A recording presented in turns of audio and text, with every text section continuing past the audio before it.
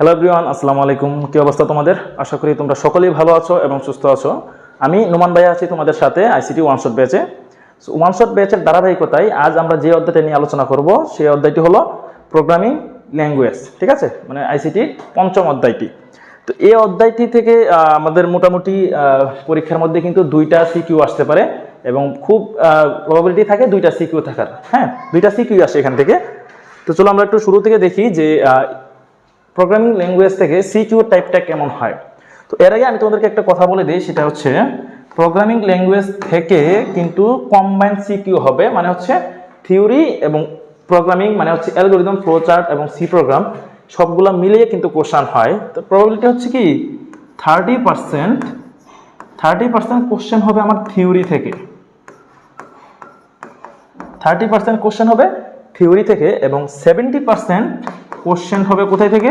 70% question হবে হচ্ছে algorithm, flowchart এবং সি প্রোগ্রামিং থেকে। ঠিক আছে, তো থিওরি বলতে এখানে কি বোঝানো হচ্ছে? থিওরি বলতে বোঝানো হচ্ছে বিশেষ করে আমাদের যে জ্ঞানমূলক অনুধাবনমূলকের যে কোশ্চেনগুলো থাকবে সেই কোশ্চেনগুলো আসে হচ্ছে 30%-এর মতো আর কি থিওরি থেকে। এবং প্রয়োগমূলক এবং উচ্চতর দক্ষতামূলক, মানে হচ্ছে ঘয়ের জন্য আমাদের যে কোশ্চেনগুলো সেগুলো আসে হচ্ছে অ্যালগরিদম, ফ্লোচার্ট এবং সি প্রোগ্রামিং থেকে। তো স্বাভাবিকভাবে তোমরা বুঝতে পারতেছো যে এই অধ্যায়ে তোমরা কোথায় বেশি ফোকাস করবা। অবশ্যই তোমরা ফোকাস করবা কোথায়? অ্যালগরিদম, ফ্লোচার্ট এবং সি প্রোগ্রামে। বাকি যে থিওরিগুলো আছে সেই থিওরিগুলো থেকে তোমরা স্বাভাবিকভাবে ক এবং খ, মানে জ্ঞানমূলক এবং অনুধাবনমূলক কোশ্চেনগুলো দেখলেই কিন্তু তোমরা মোস্ট নাম্বার অ্যান্সার করতে পারবা। আমরা একটু দেখি যে সিকিউ টাইপের মধ্যে কি কি হইতে পারে। আমরা প্রোগ্রামিং ভাষা, যেহেতু প্রোগ্রামিং ল্যাঙ্গুয়েজ অধ্যায়, প্রোগ্রামিং ভাষা, অনুবাদক প্রোগ্রাম, প্রোগ্রামের ধাপ, প্রোগ্রামের ভুল, এই জিনিসগুলো থেকে মোটামুটি সিকিউগুলো হয়ে থাকে। হ্যাঁ, এখন দেখো যেহেতু সেখানে অবশ্যই যারা নতুন আসছো, যারা একদম আগে থেকে কিছুই পড়ো নাই, তোমাদের জন্য অবশ্যই ক্লাসটা অনেক বেশি জরুরি হবে, কারণ আমরা কি ক্লাসটা খুবই বেসিক থেকে শুরু করতেছি। এখন খেয়াল করো প্রোগ্রামিং ভাষা আসলে জিনিসটা কি। প্রোগ্রামিং ভাষা জিনিসটা কি, সেটা হচ্ছে ধর কোনো একটা সমস্যা, কম্পিউটারে কোনো একটা সমস্যা সমাধানের জন্য একটা স্ট্রাকচার তৈরি করি আমরা, নির্দিষ্ট একটা নিয়ম লিখে দিই যে এই নিয়মে আমাদের এই প্রোগ্রামটা বা এই সমস্যাটা আমাদের সমাধান করতে হবে। যে নিয়মটা আমরা লিখি সেই নিয়মটাকে বলে প্রোগ্রামিং, এবং যেই ভাষার সাহায্যে আমি নিয়মটা বলে দিই বা ইনস্ট্রাকশনটা বলে দিই সেটা হচ্ছে প্রোগ্রামিং ভাষা। ঠিক আছে, এখানে খেয়াল করো প্রোগ্রামিং ভাষা হচ্ছে এখন পর্যন্ত প্রজন্মগত ভিত্তিতে আমাদের হচ্ছে প্রজন্ম। ঠিক আছে, সব থেকে আপডেট হচ্ছে পঞ্চম প্রজন্ম। সর্বপ্রথম একদম ফার্স্টলি যে ভাষাটা আসছে সেটা হচ্ছে মেশিন ভাষা আসছে, এবং মেশিন ভাষাটা কিন্তু 0101-এর সাথে লেখা হইতো, মানে কি বাইনারিতে লেখা হইতো। ঠিক আছে, মেশিন ভাষাটা বাইনারিতে লেখা হইতো। এখন যেহেতু মেশিন ভাষা, দেখো মেশিন ভাষা যেহেতু বাইনারিতে লেখা হইতো, এটা কিন্তু আমাদের সাধারণ মানুষের পক্ষে কিন্তু লেখা খুবই টাফ ছিল, তাই না? তোমাকে যদি বলা হয় 0101 করে তুমি একটা প্যারাগ্রাফ রচনা করো, তুমি কি পারবা? স্বাভাবিকভাবে এটা পারা আমাদের পক্ষে পসিবল না। হ্যাঁ পারবো আমরা, কখন পারবো? যখন আমাদের অনেক বেশি প্র্যাকটিস করতে হবে তখন আমরা পারবো। তো মেশিন ভাষা খুবই ডিফিকাল্ট ছিল, সেজন্য আমরা কি করছি, মেশিন ভাষার পরবর্তীতে অ্যাসেম্বলি ভাষা চলে আসছে। কারণ হচ্ছে মেশিন ভাষার সাংকেতিক রূপ হচ্ছে অ্যাসেম্বলি ভাষা। হ্যাঁ, মেশিন ভাষার আপডেট হচ্ছে অ্যাসেম্বলি ভাষা। সেভাবে প্রতিটা ভাষা আপডেট করে করা হয়েছে। এবং মধ্যম স্তরের যে ভাষাটা আছে এখানে মূলত হচ্ছে সি ভাষা অন্তর্ভুক্ত। মধ্যস্তরের ভাষার মধ্যে সি ভাষাটা অন্তর্ভুক্ত। এবং উচ্চ স্তরের ভাষাটা দেখো ঘটনার উপর ভিত্তি করে উচ্চ স্তরের ভাষাটাকে 3 ভাগে ভাগ করা হয়েছে। বাণিজ্যিক প্রয়োগে বলতে যে ব্যবসায়িক প্রতিষ্ঠানের ক্ষেত্রে তুমি যে ধরনের সফটওয়্যারগুলো আমরা ইউজ করি, হ্যাঁ, সে হিসাব নিকাশ রাখার জন্য সেগুলা কোন ভাষায় লেখা হয়? কোবলে করা হইতো। হ্যাঁ, কোবলে আমরা নর্মালভাবে এই ভাষাগুলো লিখতাম। বৈজ্ঞানিকরা হচ্ছে অ্যালগল, এবং বহু প্রয়োগে প্যাসকেল, সি, এই ধরনের ল্যাঙ্গুয়েজগুলো ব্যবহার করা হয়। চতুর্থ প্রজন্ম এবং পঞ্চম প্রজন্ম, মোটামুটি পঞ্চম প্রজন্মকে বলা হয় ন্যাচারাল। এটা এমসিকিউতে আসতে পারে। পঞ্চম প্রজন্মকে ন্যাচারাল ল্যাঙ্গুয়েজও বলা হয়।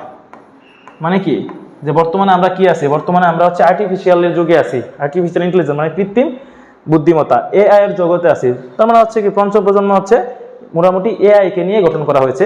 এখান থেকে জাস্ট তোমরা যেটা পড়বা সেটা হচ্ছে মধ্যম স্তর এবং উচ্চ স্তরের ভাষার মধ্যে পার্থক্যটা।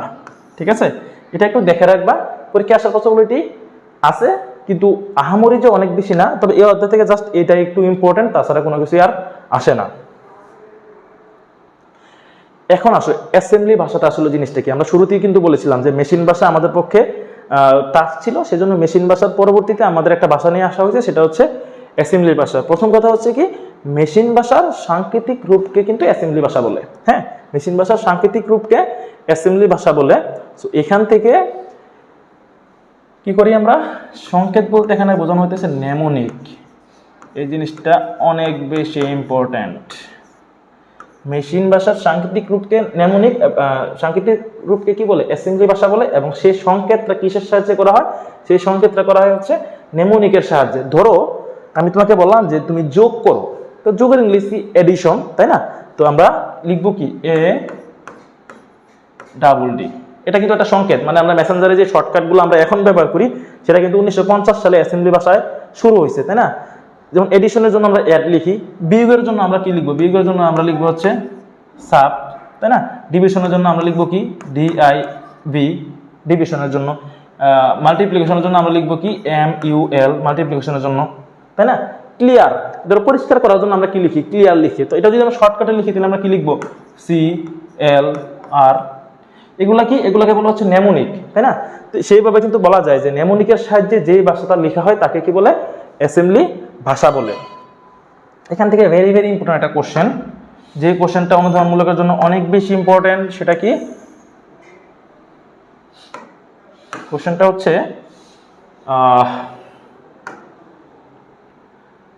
অ্যাসেম্বলি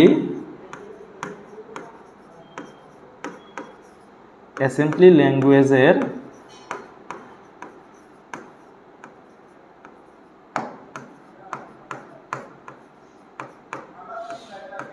অ্যাসেম্বলি ল্যাঙ্গুয়েজের অংশ কয়টা, ঠিক আছে? এটা অনেক বেশি ইম্পর্টেন্ট। অ্যাসেম্বলি ল্যাঙ্গুয়েজের কয়টা অংশ, টোটালি অ্যাসেম্বলি ল্যাঙ্গুয়েজের হচ্ছে 4টা অংশ। কি কি, লেভেল, অপকোড, অপারেন্ট, কমেন্ট, ঠিক আছে? একটু কি খেয়াল করো, লেভেল আসলে কোন কাজে ব্যবহার করে, লেভেল হচ্ছে প্রোগ্রামের কোন স্থানকে চিহ্নিত করার জন্য ব্যবহৃত হয় লেভেল, তাই না?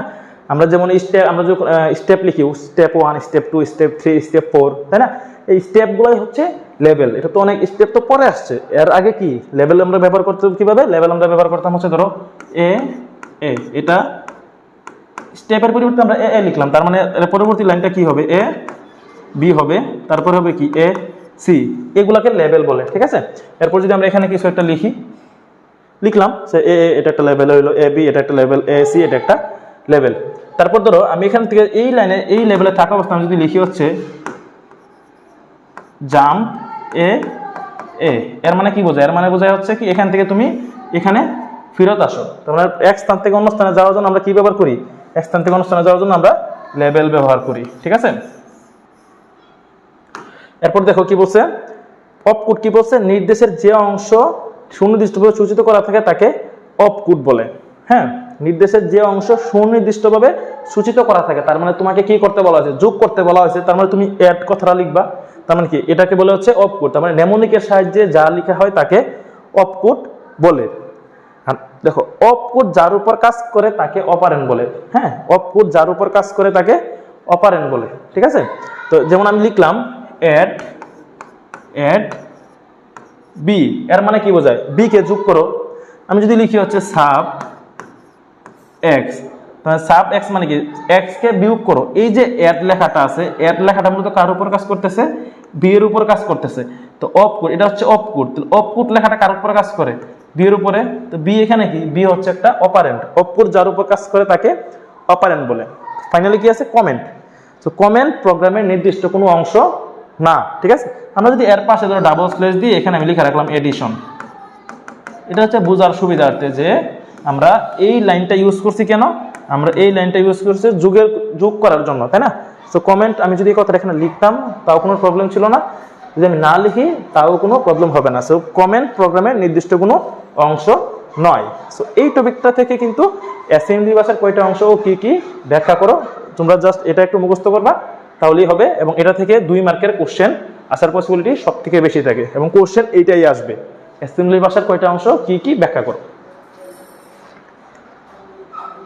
এখন দেখো হচ্ছে অনুবাদক প্রোগ্রাম। এখন অনুবাদকের বাংলাটা আসলে কি, সরি ইংলিশটা কি? হ্যাঁ, অনুবাদকের ইংলিশ কি? অনুবাদকের ইংলিশ হচ্ছে ট্রান্সলেটর। আমরা এখানে একটু দেখি, এটা হচ্ছে লিখলাম কি, ট্রান্সলেটর।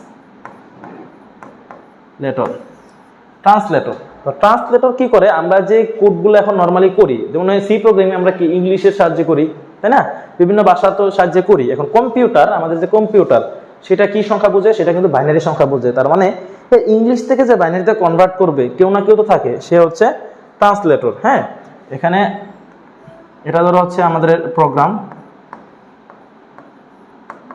এটা হচ্ছে আমাদের প্রোগ্রাম এবং এটা হচ্ছে আমাদের অবজেক্ট। দেখো, তো এটা প্রোগ্রামটাকে যেটা আমরা করি এটাকে সোর্স বলে, বা সোর্স প্রোগ্রাম বা উৎস প্রোগ্রাম, ঠিক আছে।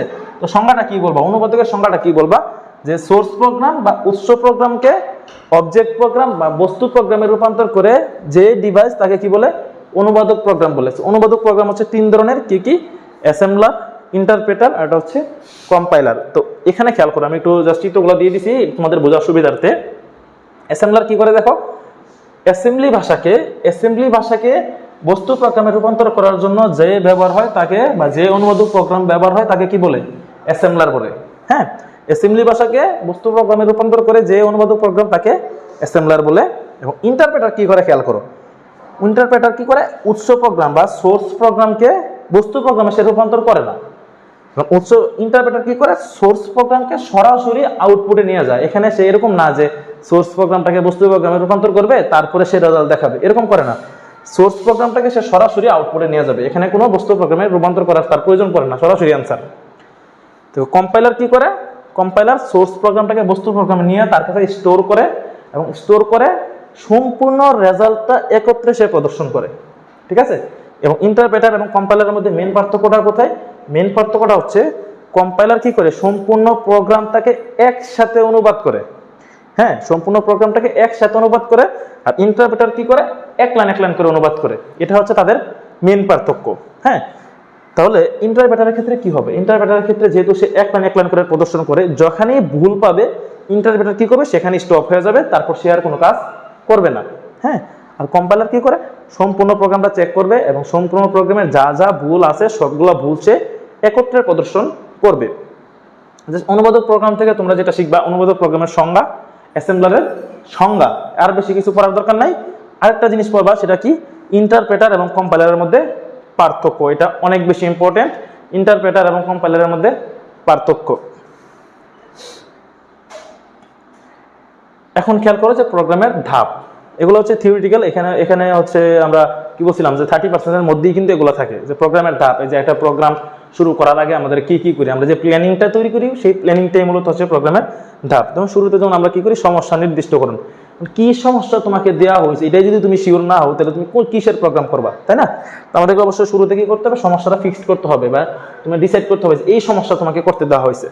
যখন তুমি ডিসাইড করে ফেলবা যে কি সমস্যা তোমাকে করতে দেওয়া হয়েছে, তারপর তুমি কি করবা, সেই সমস্যাটা নিয়ে বিশ্লেষণ করবা যে কিভাবে সেটা সলভ করা যায়। সমস্যাটা তুমি আগে কি করবা, বের করবা যে কি সমস্যা, তারপর তুমি সেই সমস্যাটা নিয়ে কাজ শুরু করবা, যে বিশ্লেষণ করবা যে এই সমস্যাটার সলিউশন কিভাবে করা যায়। যখন তুমি সলিউশনটা করে ফেলবা তখন তুমি প্রোগ্রামের পরিকল্পনা করবা, তাই না, যে আমি এটার সলিউশন ভাবা শেষ, আমি জাস্ট প্রোগ্রাম করা শুরু করি। প্রোগ্রাম শুরু করার পরে নরমালি যে আনসারটা আছে, প্রোগ্রামের পরিকল্পনা করা শেষ, তুমি কোডিং এর কাজ শুরু করে দিলা। আমরা প্রথম সমস্যাটা বের করব, সমস্যাটা নিয়ে বিশ্লেষণ করব, কিভাবে কি করব সেটা পরিকল্পনা করব, তারপর এটা কি করব, কোড করব। কোড করার পরে কি করব, প্রোগ্রাম বাস্তবায়ন করব। এখন তো কোডিং করলাম, কোডিং করে তো আমি রেখে দিব না, এটা তো অবশ্যই বাস্তবায়ন করতে হবে, রেজাল্টটা প্রদর্শন করতে হবে।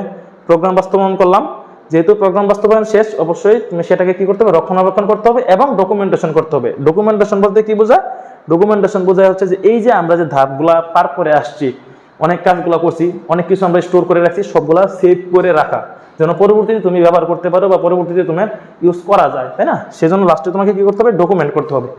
প্রোগ্রামের ধাপটা থেকে জাস্ট কি কি ধাপ, এগুলো এই 6টা ধাপ তুমি মুখস্থ করবা, বাকিগুলো বা 6 থেকে 7টা ধাপ আছে, এগুলো মুখস্থ করবা। তাইলেই বানায় হোক বা তুমি যদি পড়ে যাও, যদি পরীক্ষায় আসে, সেক্ষেত্রে তুমি এটা থেকে অ্যান্সার করতে পারবা। হ্যাঁ, যেহেতু আমরা হচ্ছে ওয়ান শট ক্লাস নিতেছি, সেক্ষেত্রে এইগুলা হচ্ছে ডিটেইলসে যে তোমাদেরকে পড়াবো, যে সমস্যা নির্দিষ্টকরণ, কি কি সমস্যা হইতে পারে। এভাবে করলে হচ্ছে আমাদের ক্লাস কি হবে, প্রায় 6 থেকে 7 ঘন্টা ক্লাস হয়ে যাবে। এই তোমরা কিন্তু সেটা থেকে অ্যান্সার মানে বুঝতে তোমাদের অনেক বেশি টাফ হয়ে যাবে। সেজন্য আমি কি শর্টকাটে জাস্ট তোমাদের থিওরিগুলো বলে দিচ্ছি, যে এই থিওরিগুলো আসতে পারে, তোমরা কিন্তু বই থেকে একটু দেখে নিবা। এখন দেখো প্রোগ্রামের ভুল, একটা প্রোগ্রামে কি কি ধরনের ভুল হইতে পারে আমি একটু শুরুতে বলে দেই। একটা প্রোগ্রামের হচ্ছে 3 ধরনের ভুল হইতে পারে। কি কি? একটা হচ্ছে সিনট্যাক্স এরর, সিনট্যাক্স এরর, তারপরে হচ্ছে লজিক্যাল এরর, এবং লাস্টলি হচ্ছে run time error, run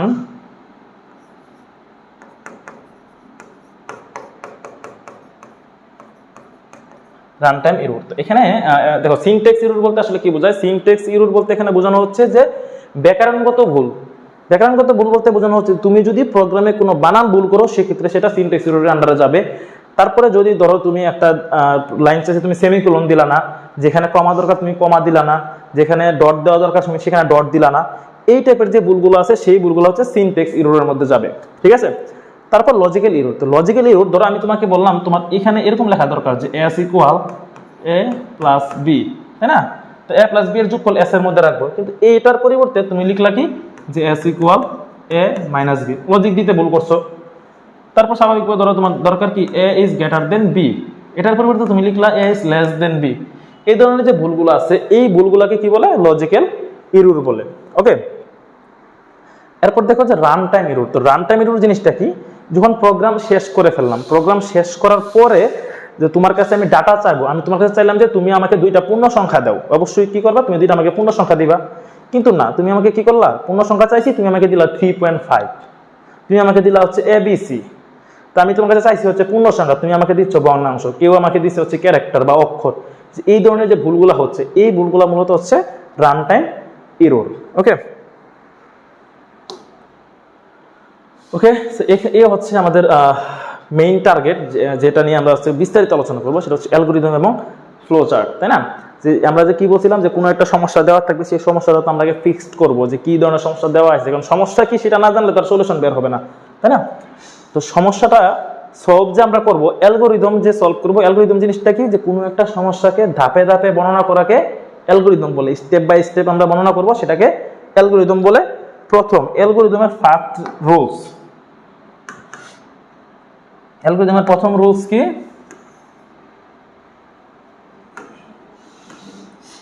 rules of algorithm,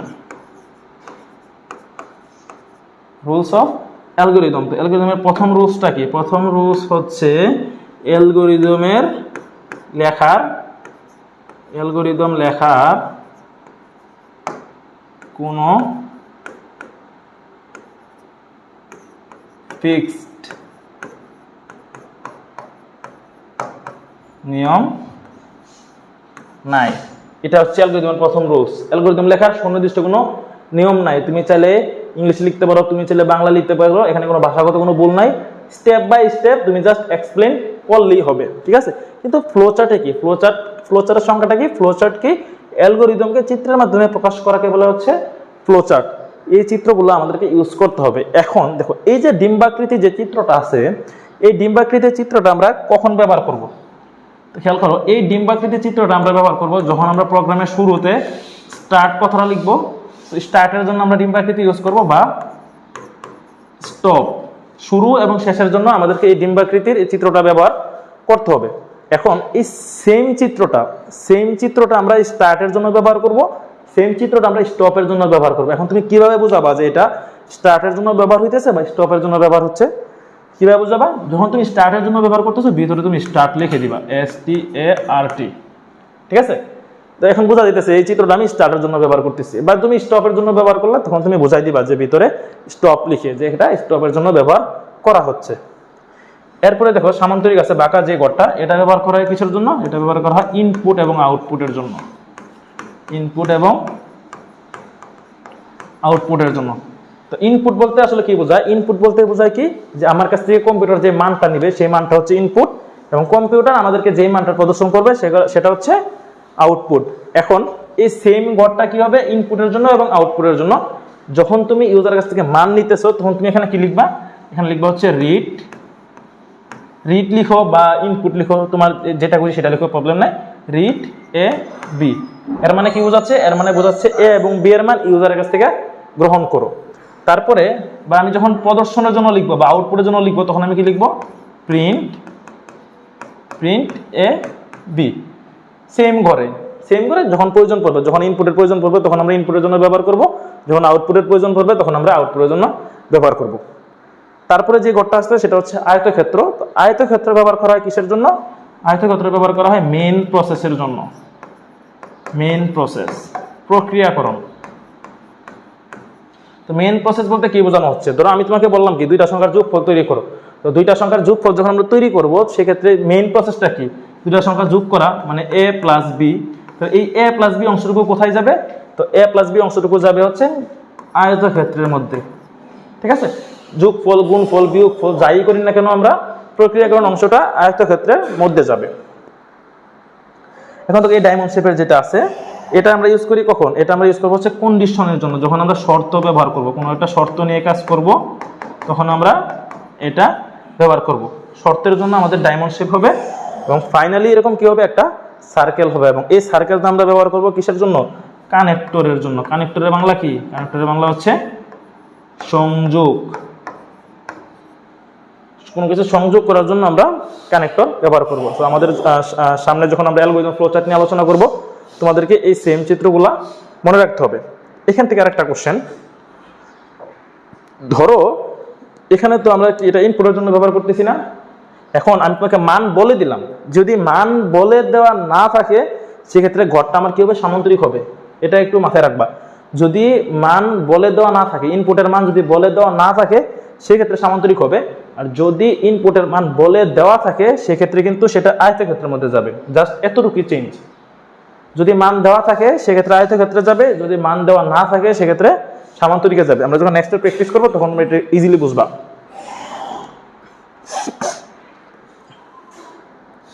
এখন দেখো সি প্রোগ্রামিং, যেহেতু আমরা অ্যালগরিদম ফ্লোচার্ট সি প্রোগ্রাম তিনটা একসাথে করবো, সো সবগুলারই একটু বেসিক আমাদেরকে জানা দরকার। হ্যাঁ, তো এখন সি প্রোগ্রামিং এর ক্ষেত্রে সর্বপ্রথম যে জিনিসটা তোমাদের জানতে হবে সেটা হচ্ছে, আমরা সর্বপ্রথম যে টপিকটা সম্পর্কে জানবো সেটা হচ্ছে হেডার ফাইল। হেডার ফাইল, সর্বপ্রথম হেডার ফাইল সম্পর্কে জানতে হবে। হ্যাঁ, তো আসলে হেডার ফাইল জিনিসটা কি, তোমরা যারা প্রোগ্রাম করতেছো বা যারা প্রোগ্রাম করছো এখন পর্যন্ত তোমরা সবাই একটু খেয়াল করে দেখবা যে প্রোগ্রামের শুরুতে, একদম প্রোগ্রামের শুরুতে হ্যাশট্যাগ ইনক্লুড stdio.h এই লেখাটা আছে, তাই না? আবার অনেক জায়গায় দেখবা যে এটার পরবর্তীতে আছে হচ্ছে হ্যাশট্যাগ ইনক্লুড conio.h এই লেখাগুলো আছে, তাই না? সো প্রোগ্রামের শুরুতে এগুলাকে বলা হচ্ছে মূলত হেডার ফাইল। এখন হেডার ফাইল কেন দরকার এটা তোমাদের জানতে হবে। হ্যাঁ, এখন ধরো যে একটা প্রোগ্রাম যে আমরা করি, একটা প্রোগ্রামের সব থেকে ইম্পর্টেন্ট আসলে কোন জিনিসগুলো, একটা প্রোগ্রামের সব থেকে ইম্পর্টেন্ট বা সব থেকে কমন ব্যাপার হচ্ছে, আমি ধরো আমি তোমাকে বললাম যে দুইটা সংখ্যার যোগফল তৈরি করো, অবশ্যই আমি কি করব, কিবোর্ড থেকে দুইটা সংখ্যা আমি দিব, তাই না? এখন কম্পিউটারের এমন একটা প্রসেস থাকতে হবে যেই প্রসেসের মাধ্যমে যে আমি যে মানগুলো দিব কম্পিউটার সেই মানগুলো রিসিভ করবে, দুইটা মান দিব কম্পিউটার সেটা রিসিভ করবে, তাই না? এবং দুইটা সংখ্যা যোগ করার পরে কম্পিউটার আমাদেরকে তো যোগফলটা দিবে। এই যে নেওয়া দেওয়াটা হইতেছে ইনপুট এবং আউটপুট, এই দুইটা কিন্তু সব থেকে কমন একটা ব্যাপার। মানে এখন নেওয়ার জন্য আমরা কিবোর্ড থেকে মান নেওয়ার জন্য আমরা যেটা ব্যবহার করি সেটা হচ্ছে স্ক্যানএফ ফাংশন ব্যবহার করি। স্ক্যানএফ ফাংশন ব্যবহার করি কিবোর্ড থেকে মান নেওয়ার জন্য, এবং কিবোর্ডকে মান প্রদর্শন করার জন্য আমরা যেটা ব্যবহার করি সেটা হচ্ছে প্রিন্টএফ। এই দুইটা ফাংশন আমরা ব্যবহার করি। হ্যাঁ, যখন সি প্রোগ্রাম একদম শুরুর দিক দিয়ে বানানো হয়েছে তখন ডেভেলপাররা কি করছে, যেই ফাংশনগুলো সব থেকে বেশি কমন এবং সব থেকে বেশি ব্যবহার করা হয় আমাদের সুবিধার জন্য তারা আগে থেকেই ডেভেলপ করে রাখছে, তারা আগে থেকেই এই ফাংশনগুলো বানায় রাখছে। আমরা জাস্ট তাকে কি করি, ব্যবহার করি, কল করি বা ব্যবহার করি। এই যে ফাংশনগুলো আমরা কল করি বা ব্যবহার করি আগে থেকে যে ডেভেলপাররা বানায় রাখছে ফাংশনগুলো, কোথাও না কোথাও তো বানায়া ফাংশনগুলো রাখছে, যেখানে রাখা আছে সেই ফাংশনগুলোকে বলে হচ্ছে হেডার ফাইল। তার মানে হেডার ফাইলের মধ্যে যে ফাংশনগুলো অলরেডি বানানো আছে সেই ফাংশনগুলোকে কি বলে, সেই ফাংশনগুলোকে বলে, যেমন হচ্ছে স্ক্যানএফ এবং প্রিন্টএফ, এই ধরনের ফাংশনগুলোকে বলে building function, building or library function. Library function, তো আমরা সহজে বুঝলাম কি হেডার ফাইলের মধ্যে কি, যে হেডার ফাইলের মধ্যে অনেকগুলা ফাংশন স্টোর করে রাখা হয়েছে, আমরা জাস্ট তাকে কল করে ব্যবহার করব। কোথায় থেকে কল করব? হেডার ফাইল থেকে কল করব। এখন দেখো আমরা এখানে কি লিখে রাখছি, stdio.h, তাই না? তো stdio.h এর পুনরূপ কি? দেখো পুনরূপ হচ্ছে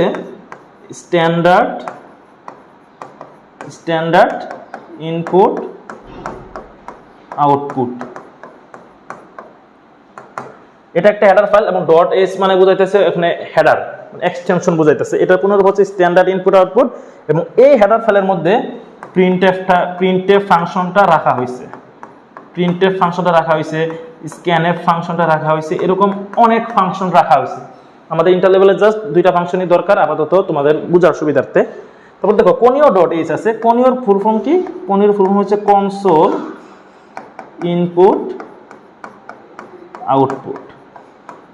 কনসোল ইনপুট আউটপুট। তো কনসোল ইনপুট আউটপুটের মধ্যে কি থাকে? তখন হচ্ছে ক্লিয়ার থাকে, ক্লিয়ার ফাংশন CLR, তারপরে get ch, এই ধরনের ফাংশনগুলো conio.h এর মধ্যে থাকে। তারপর আছে দেখো ম্যাথ ফাংশন আছে, ম্যাথ। তো ম্যাথের মধ্যে থাকে কি? ম্যাথের মধ্যে থাকে পাও ফাংশন, তারপর হচ্ছে স্কোয়ার রুট ফাংশন থাকে। তো এই ফাংশনগুলো কি এই হেডার ফাইলের মধ্যে বানিয়ে রাখা হয়েছে বা ডেভেলপ করে রাখা হয়েছে, আমরা জাস্ট তাকে ব্যবহার করব। তো অনেক টাইমে দেখবা যে প্রোগ্রামের শুরুতে conio.h না থাকলেও stdio.h থাকে। কারণ কি? যে একটা প্রোগ্রামের সব থেকে কমন ব্যাপার হচ্ছে প্রিন্টএফ আর স্ক্যানএফ। আমরা কিছু করি আর না করি, স্ক্যানএফ আর প্রিন্টএফ থাকবেই। আর প্রিন্টএফ আর স্ক্যানএফ থাকে কি stdio.h এর মধ্যে থাকে। এজন্য শুরুতে তোমাকে stdio.h বলতে হবে। তুমি যে ফাংশনটা ইউজ করতেছো সেই ফাংশনটা কোন হেডার ফাইলের মধ্যে আছে এটা তোমাকে অবশ্যই বলে দিতে হবে, ঠিক আছে? ওকে, এটা গেল হেডার ফাইল। আশা করি সবাই হেডার ফাইল সম্পর্কে ক্লিয়ার। জাস্ট জানা রাখো কি, যে আমাকে হেডার ফাইল কেন ব্যবহার করতে হবে, আমরা যে ফাংশনগুলো ব্যবহার করব সেই ফাংশনগুলো যে হেডার ফাইলের মধ্যে আছে সেটা শুরুতে তোমাকে বলে দিতে হবে। এরপরে যেটা সেটা কি, তারপর থাকে হচ্ছে মেইন ফাংশন।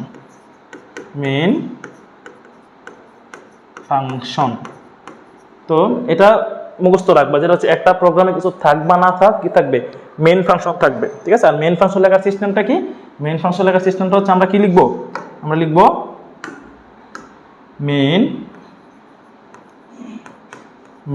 এরকম একটা ফার্স্ট ব্র্যাকেট প্যারামিটার দিব, এখানে সেকেন্ড ব্র্যাকেট দিব, এবং এই সেকেন্ড ব্র্যাকেটের মাঝে, এই যে সেকেন্ড ব্র্যাকেটের ওপেনিং এবং ক্লোজিং ট্যাগের মাঝে আমরা কি চাইতেছি, আমরা ইউজাররা কি চাচ্ছি সেটা এখানে এক্সপ্লেন করব। এই জন্য মেইন ফাংশনকে বা ফাংশন কয় ধরনের? ফাংশন হচ্ছে দুই ধরনের। কি কি ফাংশন? হচ্ছে একটাকে বলে কি ফাংশন, একটা হচ্ছে ইউজার ডিফাইন্ড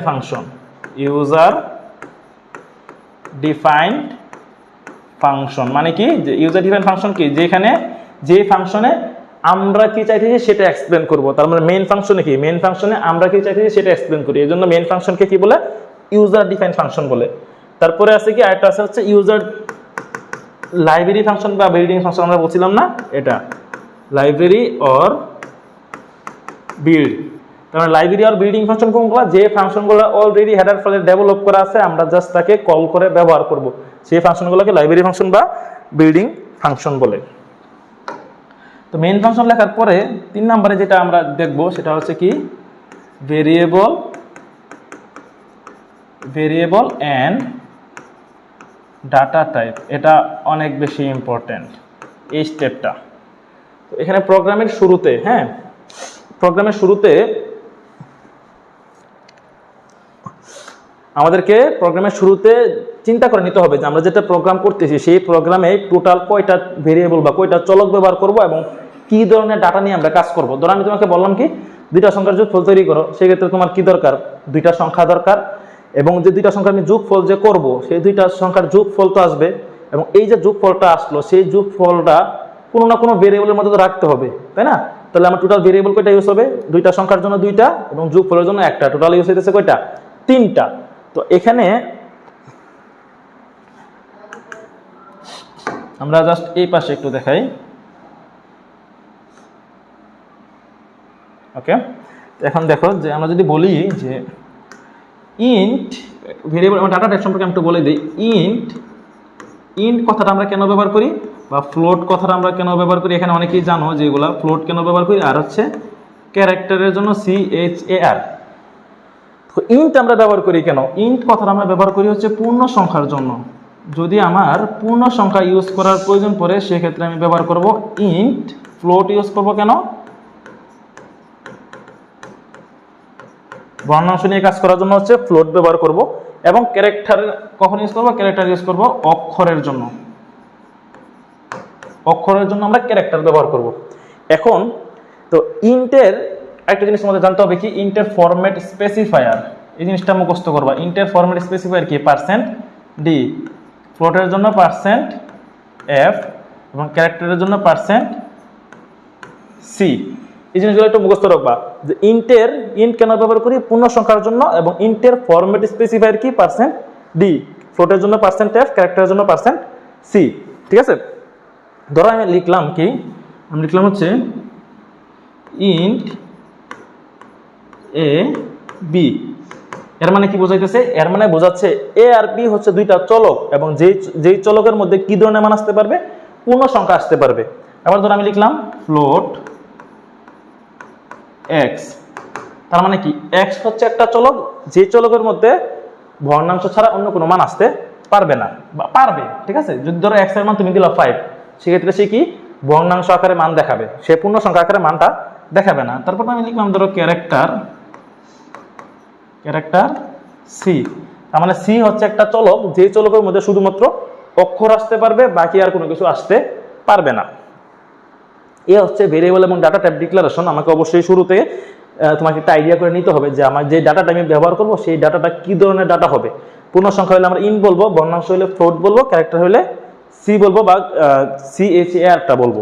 ওকে, এখন এই যে আমরা তো বুঝলাম যে ইন্ট কেন ইউজ করবো, ওই যে আমরা লিখলাম %d, %f, %c, এগুলো কখন ব্যবহার করব, যদি কোনো একটা চলকের মান নিয়ে কাজ করতে হয়। এটা একটু সাইড নোটে তোমরা একটু লিখে রাখো। যদি কোনো একটা চলকের মান নিয়ে কাজ করি সেক্ষেত্রে আমাদের ফরম্যাট স্পেসিফায়ার ব্যবহার করতে হবে। কোনো একটা চলকের মান নিয়ে কাজ করার জন্য আমাদের ফরম্যাট স্পেসিফায়ার ব্যবহার করতে হবে। ওকে, আচ্ছা, আমরা একটু পরে দেখাইতেছি কিভাবে ফরম্যাট স্পেসিফায়ার ব্যবহৃত হয়। এরপরে দেখো আমাদের জাস্ট দুইটা ফাংশন, যেহেতু আমাদের কমন ব্যাপার, প্রিন্টএফ আর কি বলছে স্ক্যানএফ, এই দুইটা হচ্ছে কমন। এই দুইটা ফাংশন সম্পর্কে আমরা একটু দেখবো এখন। স্বাভাবিকভাবে আমরা একটু প্রিন্টএফ নিয়ে বলি। প্রিন্টএফ ফাংশনে দেখো, প্রিন্টএফ লেখার ফাংশনটা কেমন, প্রিন্টএফ লিখলাম, ব্র্যাকেট দিলাম, এই যে সেকেন্ড কোটেশন দিলাম, এই সেকেন্ড কোটেশনের মাঝে আমি যা লিখবো, সেকেন্ড কোটেশনের মাঝে আমি যা লিখবো তাই প্রদর্শন করবে। ঠিক আছে, ধরো আমি লিখলাম কি, সেকেন্ড কোটেশনের মানে মাঝে আমি লিখলাম a + b, তার মানে সেকেন্ড কোটেশনের মাঝখানে আমি কি লিখছি, a + b। তো এই যে লাইনটা লিখলাম, এই লাইনটার রেজাল্ট কি, লাইনটার রেজাল্ট হচ্ছে a + b। আবার ধরো আমি লিখলাম প্রিন্টএফ x y z, এর মানে কি, এখানে মানে কি, এখানে হচ্ছে জাস্ট x y z রেজাল্টটা প্রদর্শন করবে। এখন আমি ধরো কোনো কাজে লিখলাম কি, যে ইন্ট a = 5, আমি চাইতেছি কি এর মানটা প্রদর্শন করব, এর মানটা প্রদর্শন করব না। আমি যদি লিখি যে প্রিন্টএফ a, তো এই যে লাইনটা লিখলাম এখানে কি এর মান প্রদর্শন করবে নাকি শুধু এ প্রদর্শন করবে? আমরা একটু আগে কি বলছিলাম যে সেকেন্ড কোটেশনের মাঝখানে যা লিখবো তাই প্রদর্শন করবে। এখানে যেহেতু এ লিখছি তার মানে এ প্রদর্শন করবে, তাই না? এখন তাহলে আমাকে কি করতে হবে, এর মান প্রদর্শন করতে হবে। তো কোনো একটা ভেরিয়েবলের বা কোনো একটা চলকের মান নিয়ে কাজ করার জন্য আমার কাকে দরকার, ফরম্যাট স্পেসিফায়ার দরকার। তো আমরা এখানে কি লিখবো, দেখো printf bracket second quotation %d, মানে কি, আমাকে একটা পূর্ণ সংখ্যা প্রদর্শন করতে হবে, যেই পূর্ণ সংখ্যাটা কার মধ্যে আছে, কমা দিয়ে তোমাকে এখানে এ বলবা যে এর মধ্যে রাখা আছে। ক্লিয়ার? প্রিন্টএফ আমাকে প্রদর্শন করতে হবে %d, একটা পূর্ণ সংখ্যা, যেই পূর্ণ সংখ্যাটা কার মধ্যে রাখা, এর মধ্যে রাখা। তো এখানে রেজাল্টটা কি দেখাবে, এখানে রেজাল্টটা দেখাবে হচ্ছে 5, এটা হচ্ছে এই লাইনের অ্যান্সার। আবার ধরো তোমাকে বলা হলো যে ইন্ট এ সমান 6 এবং ফ্লোট বি সমান 3.5। এ এবং বি এর মান যদি আমি একত্রে প্রদর্শন করতে চাই, দুইটা মান যদি আমি একত্রে প্রদর্শন করতে চাই, তাহলে কি লিখবো? তো দেখো প্রিন্টএফ ই এর ডাটা টাইপ কি? এর ডাটা টাইপ হচ্ছে ইন্টিজার, ইন্টিজারের জন্য %d, ঠিক আছে। তারপরে আমি দুইটা মান একত্রে প্রদর্শন করতে চাইছি, তারপরে বি এর ডাটা টাইপ কি? ফ্লোট। তো ফ্লোটের ফরম্যাট স্পেসিফায়ার কি? %f। তো এখানে কি হবে? %f। একটা জিনিস খেয়াল করো, এই যে %d এবং %f দিলাম, এর মাঝে কিন্তু আমি কোনো কমা দিই নাই। তার মানে তোমরাও কমা দিবা না, যদি কমা দাও তাহলে এখানে ভুল হবে, এখানে হবে কমা। এখন দেখো প্রিন্টএফ আমাকে প্রদর্শন করতে হবে %d একটা পূর্ণ সংখ্যা, যেই পূর্ণ সংখ্যাটা কার মধ্যে রাখা? এর মধ্যে রাখা, এই জন্য এখানে কি হবে? এ। এবং 2 নাম্বারটা কার মধ্যে রাখা? বি এর মধ্যে রাখা, এই জন্য এখানে হবে বি, ঠিক আছে। সেম, এটা গেল প্রিন্টএফ। সেম টু সেমটা যদি আমরা স্ক্যানএফ এর সাহায্যে করি, দেখো আমরা যদি স্ক্যানএফটা একটু দেখি, স্ক্যানএফ কি করে? স্ক্যানএফ কি করে? ইউজারের কাছ থেকে মান নিয়ে কাজ করে। আমরা যে স্ক্যানএফ এই বক্সের ভিতরে দেখাই, তাহলে তোমাদের বুঝতে ইজি হবে। তো স্ক্যানএফ আমরা যদি লিখি ইন্ট এ, ওকে, ইন্ট এ, আমি কি করব?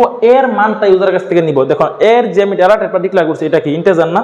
তার মধ্যে কি এর মানে এর মধ্যে কি পূর্ণ সংখ্যা আসতে পারবে। তো আমরা কি লিখব? স্ক্যানএফ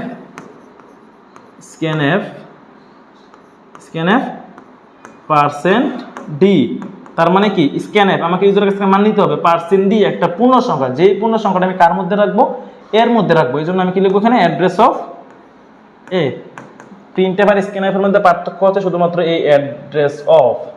এখানে অ্যাড্রেস অফ দিয়ে তোমাকে বোঝা দিতে হবে। ধরো আমি লিখলাম কি? ফ্লোট x, তাহলে এখানে কি হবে? স্ক্যানএফ %f, কারণ হচ্ছে x এর মান নিব এবং x এর ডাটা টাইপ কি? ফ্লোট দেওয়া, এজন্য %f। এখানে কি হবে? অ্যাড্রেস অফ x, কারণ এই মানটা আমি কার মধ্যে রাখবো? x এর মধ্যে রাখবো। এই হচ্ছে মোটামুটি সি প্রোগ্রামিং এর বেসিক আলোচনা। এগুলাই জাস্ট তোমাদের এখান থেকে 3টা জিনিস লাগবে। শুরুতে অ্যাডার ফাইল, মেইন ফাংশন এবং ভেরিয়েবল এবং ডাটা টাইপ। এই 3টা জিনিস যখন আমরা দেখবো, তখনই কিন্তু অটোমেটিক্যালি তুমি সি প্রোগ্রামগুলো খুব ইজিলি একটার পর একটা সলভ করে যেতে পারবা। আর প্রিন্টএফ আর স্ক্যানএফটা একটু ভালো করে দেখো। এরপরে আমরা অ্যালগরিদম, ফ্লোচার্ট, সি প্রোগ্রাম তিনটা একসাথে শুরু করব। এখন একটু খেয়াল করে দেখো, ফার্স্ট যে আমাদের প্রোগ্রামটা আছে, দুইটা পূর্ণ সংখ্যার যোগফল নির্ণয় করার।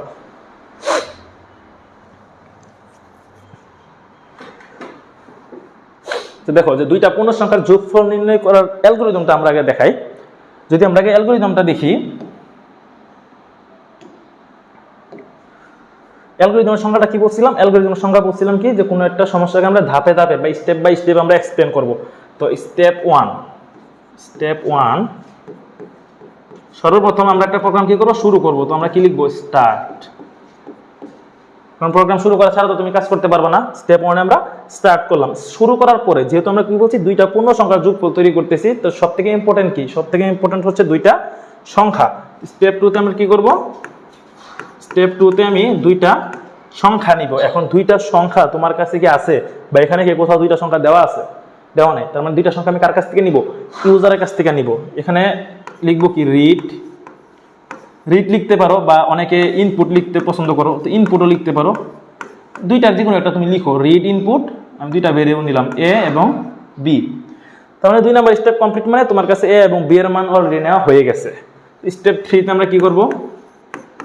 স্টেপ 3 লিখবো সাম ইকুয়াল এ প্লাস বি। যেহেতু আমার যোগফল চাইছে, যোগফলটা আমি কার মধ্যে রাখছি? সামের মধ্যে রাখছি। তাহলে আমি যদি সামের মানটা প্রদর্শন করি, তাহলে কি হবে? প্রিন্ট সামের মানটা যদি প্রদর্শন করি, তাহলে কিন্তু আমার কাজটা ঠিকঠাকভাবে হয়ে যাচ্ছে। তো স্টেপ 5 এ কি হবে? স্টেপ 5 এ স্টপ, শেষ। এই হচ্ছে দুইটা সংখ্যা পূর্ণ সংখ্যা যোগফল করার অ্যালগরিদম। এখন অ্যালগরিদমকে কি করব? আমরা অ্যালগরিদমকে আমরা চিত্রের মাধ্যমে প্রকাশ করে কি করব? সেটাকে ফ্লো চার্ট তৈরি করব। এখন দেখো, শুরুর জন্য আমাদের বক্সটা কেমন ছিল? শুরুর জন্য আমাদের বক্সটা ছিল এরকম একটা ডিম্বাকৃতির, তাই না? এবং এটার ভিতরে আমরা যেহেতু শুরু করতেছি, আমরা এখানে স্টার্ট বলে দিলাম। এখন এরো চিহ্ন দিতে হবে। এই যে ঘরটা, রিড এ বি। এখন এটা আমি ইউজারের কাছ থেকে মান নিতেছি, তো ইউজারের কাছ থেকে মান নেওয়ার জন্য ঘরটা কেমন, সেটা হচ্ছে এরকম সামান্তরিক। তো এখানে কি লিখবো, সেম লেখাগুলো এখানে লিখবা, জাস্ট চিত্রের মাধ্যমে রিড এ বি, তারপরে আবার এরো চিহ্ন। এখন দেখো যে এই প্রসেসটা সাম ইকুয়াল এ প্লাস বি, এটা হচ্ছে মেন প্রসেস। তো মেন প্রসেস কোথায় যাবে, আয়তক্ষেত্রে যাবে। তো সাম ইকুয়াল এ প্লাস বি। এখন হচ্ছে স্টেপ 4 আসছে কি, প্রিন্ট সাম আমাকে প্রদর্শন করতে হবে। তো প্রদর্শন করার জন্য ঘরটা কেমন, প্রদর্শন করার জন্য ঘরটা হচ্ছে এরকম সামান্তরিক। তো এখানে লিখবো কি প্রিন্ট সাম, এবং ফাইনালি হচ্ছে এখানে আছে স্টপ। সো আমরা কি বলছিলাম, স্টার্ট এবং স্টপের জন্য ঘরটা সেম। সো এখানে কি হবে, এরকম ডিম্বাকৃতির হবে। সো আমরা এখানে লিখবো স্টপ। এ হচ্ছে দুইটা পূর্ণ সংখ্যার যোগফলের ফ্লো চার্ট। এখন একটু পরিবর্তন, ধরো আমাকে যদি বলে দুইটা পূর্ণ সংখ্যার যোগফলের জায়গায় যদি আমি তোমাকে বলতাম যে 5 এবং 10, 5 এবং 10 এই দুইটা পূর্ণ সংখ্যার যোগফল তৈরি করো, তার মানে কি, তার মানে হচ্ছে এখানে কি হইতো, এখানে হইতো কি, আমরা এখানে লিখতাম কি a সমান 5 b সমান 10, এখানে এই জিনিসটা বলতাম। ঠিক আছে, ফ্লোচারে কেমন পরিবর্তন হইতো, জাস্ট এই 2 নাম্বার স্টেপে এরকম সামান্তরিক হইতো যে রিড a সমান 5 b সমান 10, কারণ মান বলে দেওয়া আছে। যদি ইনপুটের মানগুলো বলে দেওয়া থাকে সেক্ষেত্রে সেটা আয়তক্ষেত্রে যাবে, সামান্তরিকে যাবে না। অ্যালগরিদম ফ্লোচারে জাস্ট এতটুকুই পরিবর্তন, তাছাড়া আর কোনো পরিবর্তন নাই। তাছাড়া সবকিছু সেম। এখানে সাম ইকুয়াল এ প্লাস বি হবে, প্রিন্ট আমরা সাম রেই করবো, স্টপ হবে, সবকিছু সেম, জাস্ট 2 নাম্বার স্টেপে একটু পরিবর্তন। এখন আসলে হচ্ছে মেইন যে আমাদের যার জন্য এত কষ্ট করা, সেটা হচ্ছে মূলত সি প্রোগ্রাম। তো সি প্রোগ্রামিং এর শুরুতে আমরা কি থাকে, হেডার ফাইল থাকে। আমরা লিখলাম কি হ্যাশট্যাগ ইনক্লুড stdio.h। কেন নিয়ে নিছি শুরুতে, কারণ আমরা জানি কি, কারণ আমরা জানি প্রিন্টএফ আর স্ক্যানএফ সবসময় ব্যবহার করতে হবে। হেডার ফাইল দেওয়ার পর আমাদের কি থাকবে, মেইন ফাংশন। আমরা এখানে নিলাম হচ্ছে মেইন। এখন একটু আগে আগে চিন্তা করো যে আমার টোটাল ভেরিয়েবল লাগবে কয়টা, লাগছে টোটাল ভেরিয়েবল কয়টা, এখানে a কে লাগছে, b কে লাগছে, দুইটা ভেরিয়েবল, এবং সাম কে লাগছে, তাই না। টোটাল ভেরিয়েবল লাগবে 3টা। যেহেতু আমি পূর্ণ সংখ্যা নিয়ে কাজ করতেছি সেজন্য কি হবে, এখানে ইন্ট a b আর এটাকে সাম, এবং প্রত্যেক লাইন শেষে অবশ্যই তোমাকে সেমিকোলন দিতে হবে। এখন 2 নাম্বার স্টেপে দেখো, আমার ইউজারের কাছ থেকে a এবং b এর মান নিতে হবে না। তো ইউজারের কাছ থেকে a এবং b এর মান নেওয়ার আগে আমি ইউজারকে দেখাবো যে আমাকে a এবং b এর মানগুলো দাও। তো প্রিন্টএফ লিখলাম আমরা কি, এন্টার দা ভ্যালু। যখন কিবোর্ডের সামনে বইসা তুমি এই লেখাটা দেখবা যে কম্পিউটার ডিসপ্লেতে প্রদর্শন করতেছে এন্টার দা ভ্যালু, তখন তুমি কি করবে, অবশ্যই তোমার কাজ হচ্ছে কিবোর্ড থেকে মানটা তুমি দিবা। যখন তুমি মানটা তুমি দিবা কম্পিউটারে, তো তখন একটা মানটা নেওয়ার একটা ফাংশন থাকতে হবে। তখন কি হবে, আমরা লিখবো কি স্ক্যানএফ। এখন আমি কার মান নিব, a এবং b এর মান নিব। তাহলে আমি দুইটা মান যদি একত্রে নিয়ে নিই, তাহলে দুইটা মানই যেহেতু পূর্ণ সংখ্যা, তাহলে 2টা % d, এবং প্রথম পার্সেন্টেজটা কার জন্য, এর জন্য, কমা 2 নাম্বার পার্সেন্টেজটা হচ্ছে b এর জন্য। শেষ, দুইটা মান নেওয়া তোমার হয়ে গেছে। তো এখন আমরা কি লিখব, সাম ইকুয়াল a প্লাস b, অবশ্যই আমাকে সেমিকোলন দিতে হবে। এখন হচ্ছে আমাকে কি করতে হবে, সামের মানটা প্রদর্শন করতে হবে। তো সামের মানটা প্রদর্শন করতে চাইলে, প্রদর্শন করার জন্য কি হবে, প্রিন্টএফ %d কেন, কারণ হচ্ছে সামের ডাটা টাইপ কি ইন্ট। তো %d এখানে কমা দিয়ে জাস্ট সাম লিখে দিবা, তাইলে ক্লিয়ার। এ হচ্ছে দুইটা পূর্ণ সংখ্যার যোগফল নির্ণয় করার জন্য অ্যালগরিদম, ফ্লোচার্ট এবং সি প্রোগ্রাম। আর একটু এখানে একটু পরিবর্তন আমি দেখাই দিই, সেটা হচ্ছে কি, ধরো যেটা আমি একটু আগে বললাম যে তোমার এখানে মান বলে দেওয়া আছে, যদি মান বলে দেওয়া থাকতো তাহলে পরিবর্তনটা কোথায় হতো, সি প্রোগ্রামে। ধরো আমরা মেইন ফাংশন লিখলাম, main function int a b সাম, তো আমি লিখবো, তাই না। তারপর আমি কি করবো, এখানে সরাসরি এর মান বলে দিব। এর মান হচ্ছে 5, b এর মান 10, সাম ইকুয়াল a প্লাস b। তারপর তুমি সাম রে প্রদর্শন করবা, তারপরে শেষ। তাহলে পরিবর্তনটা কোথায়, যদি মান দেওয়া না থাকে এখানে প্রিন্টএফ আর স্ক্যানএফ হবে, আর যদি মান দেওয়া থাকে তাহলে আমি সরাসরি মান বলে দিলাম। এখানে আমার ইউজারের কাছ থেকে মান নেওয়ার কোনো দরকার নাই। আশা করি সবাই খুব ইজিলি বুঝতে পারছো। নেক্সট যে প্রোগ্রামটা আসছে দেখো, তো এখানে আমি আরেকটু কথা বলে দিই, দুইটা সংখ্যার যোগফল করার জন্য আমরা এটা করলাম। যদি আমাদেরকে তিনটা সংখ্যার যোগফল করতে বলে জাস্ট আমরা অ্যাড করবো, আগে সি কে অ্যাড করবো, এখানে আমরা সি অ্যাড করবো, এখানে ইউজার কাছ থেকে সি এর মান নিব, তিনটা মান যোগ করে দিব। 2টা 3টা 4টা 5টা 10টা 20টা যাই বলো না কেন, এগুলো তো আসবে না, জাস্ট ম্যাক্সিমাম 2টা বা 3টা আসবে। তো 2টা হলে এ বি, 3টা হলে এ বি সি, শেষ। একই রকমই সবগুলা। এখানে দেখো তাপমাত্রা নির্ণয়ের জন্য অ্যালগরিদম ফ্লোচার্ট এবং সি প্রোগ্রাম। তো তাপমাত্রা বলতে এখানে বোঝানো হচ্ছে সেলসিয়াস এবং ফারেনহাইট। তো আমরা অবশ্যই তোমরা ফিজিক্স অনেক ভালো করে শেষ করছো, তাহলে এখানে আমরা তাপমাত্রার সূত্রটা যদি একটু বলি, বলে দিই। তাপমাত্রার সূত্রটা কি, যে C/5 = F-32/9, তাই না? এখান থেকে চাইলে আমি সেলসিয়াসের সূত্রটা এবং ফারেনহাইটের সূত্রটা কিন্তু বের করে নিতে পারি। তো এখান থেকে যদি আমি সেলসিয়াসের সূত্রটা বের করতে চাই তাহলে কি লিখি, তাহলে হচ্ছে 9C = 5 × F-32, তাই না? সুতরাং C = 5 × F-32/9। এটা হচ্ছে কার সূত্র? এটা হচ্ছে সেলসিয়াসের সূত্র। এবং আমি চাইলেই কিন্তু ফারেনহাইটের সূত্রটা এখান থেকে বের করে নিতে পারি, মানে এই সূত্রটা থেকে। মেইন সূত্র হচ্ছে আমার এটা থেকে যদি আমি ফারেনহাইটের সূত্রটা বের করতে চাই তাহলে কি লিখবো, তাহলে লিখবো কি, যে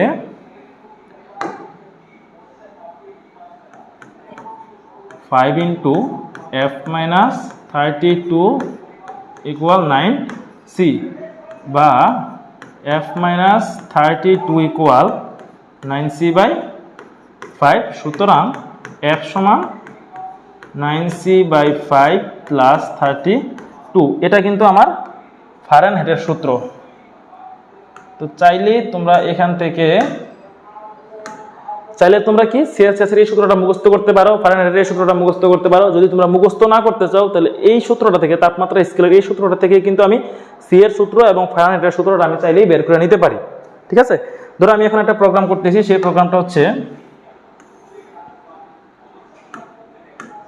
করলাম হচ্ছে কি, যে সেলসিয়াস থেকে ফারেনহাইটে রূপান্তর করার জন্য। ধরো Celsius to Fahrenheit, Celsius to Fahrenheit পারলে তুমি অটোমেটিক্যালি ফারেনহাইট টু সেলসিয়াস পারবা।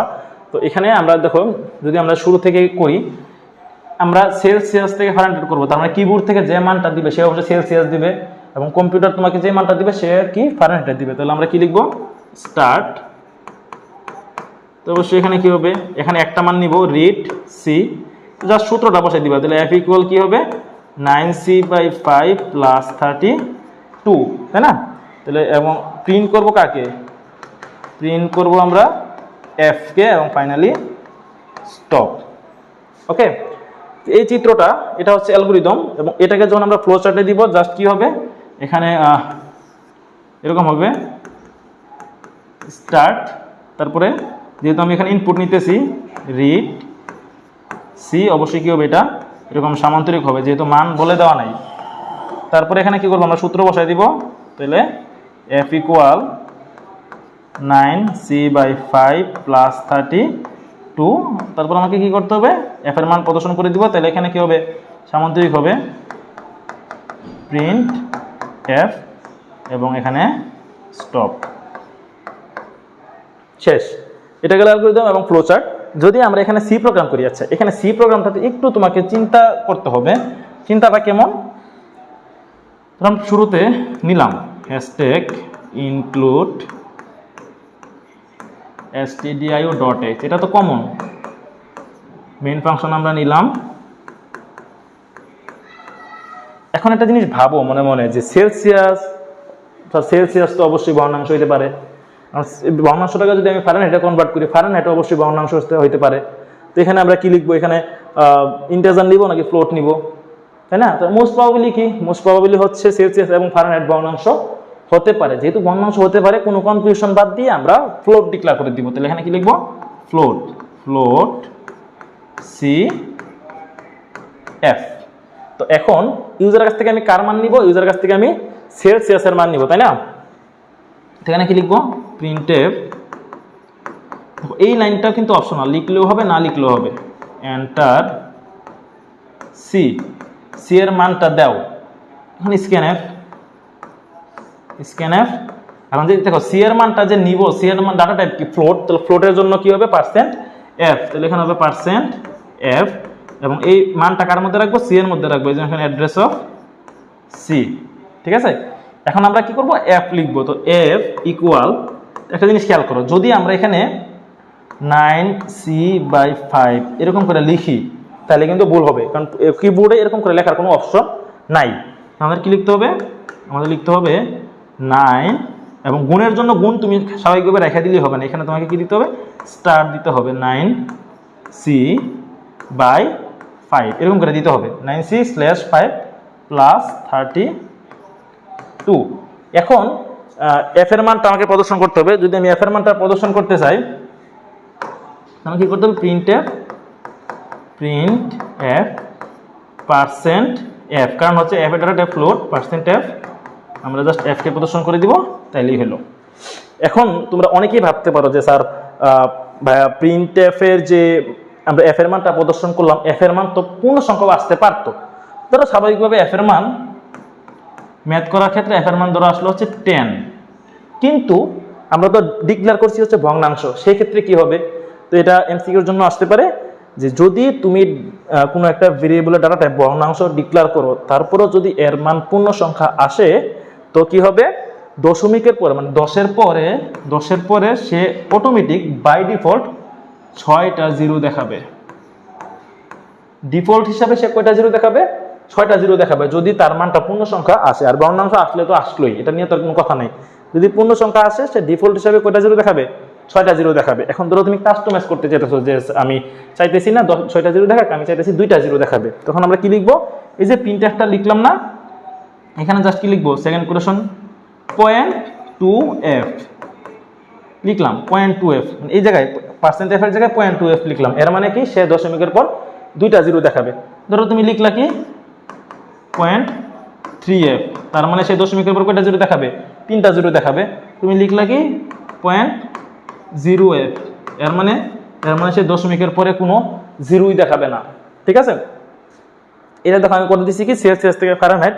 তো তোমরা সেম ভাবে চাইলে ফারেনহাইট থেকে সেলসিয়াসে কিন্তু কনভার্ট করতে পারো। জাস্ট তখন আমরা কি করব, এফ এর মান নিব, সি এর সূত্রটা বসায় দিব, তারপর সি কে প্রদর্শন করব, তাহলে কিন্তু সেম টু সেম তাপমাত্রা নির্ণয়ের জন্য যে অ্যালগরিদম ফ্লোচার্ট সি প্রোগ্রাম আছে সেইটার থেকে তুমি অ্যান্সার করতে পারবা। ওকে, তাহলে চলো পরবর্তী যে টপিকটা সেটা হচ্ছে ত্রিভুজের ক্ষেত্রফল।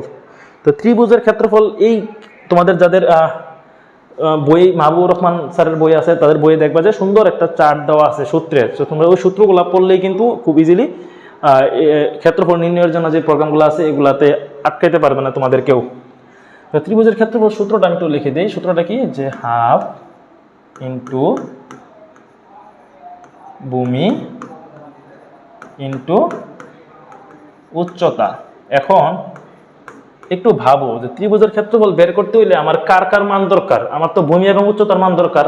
তো ভূমি এবং উচ্চতার মান তো আমার কাছে নাই, যেহেতু ভূমি এবং উচ্চতার মান আমার কাছে নাই, সেক্ষেত্রে ভূমি এবং উচ্চতার মান আমি কার কাছ থেকে নিব, তো ভূমি এবং উচ্চতার মান আমি অবশ্যই কার কাছ থেকে নিব, আমি ইউজারের কাছ থেকে নিব। এখন ইউজারের কাছ থেকে নিতে হলে আমাকে অবশ্যই ভেরিয়েবল ডিক্লেয়ার করতে হবে।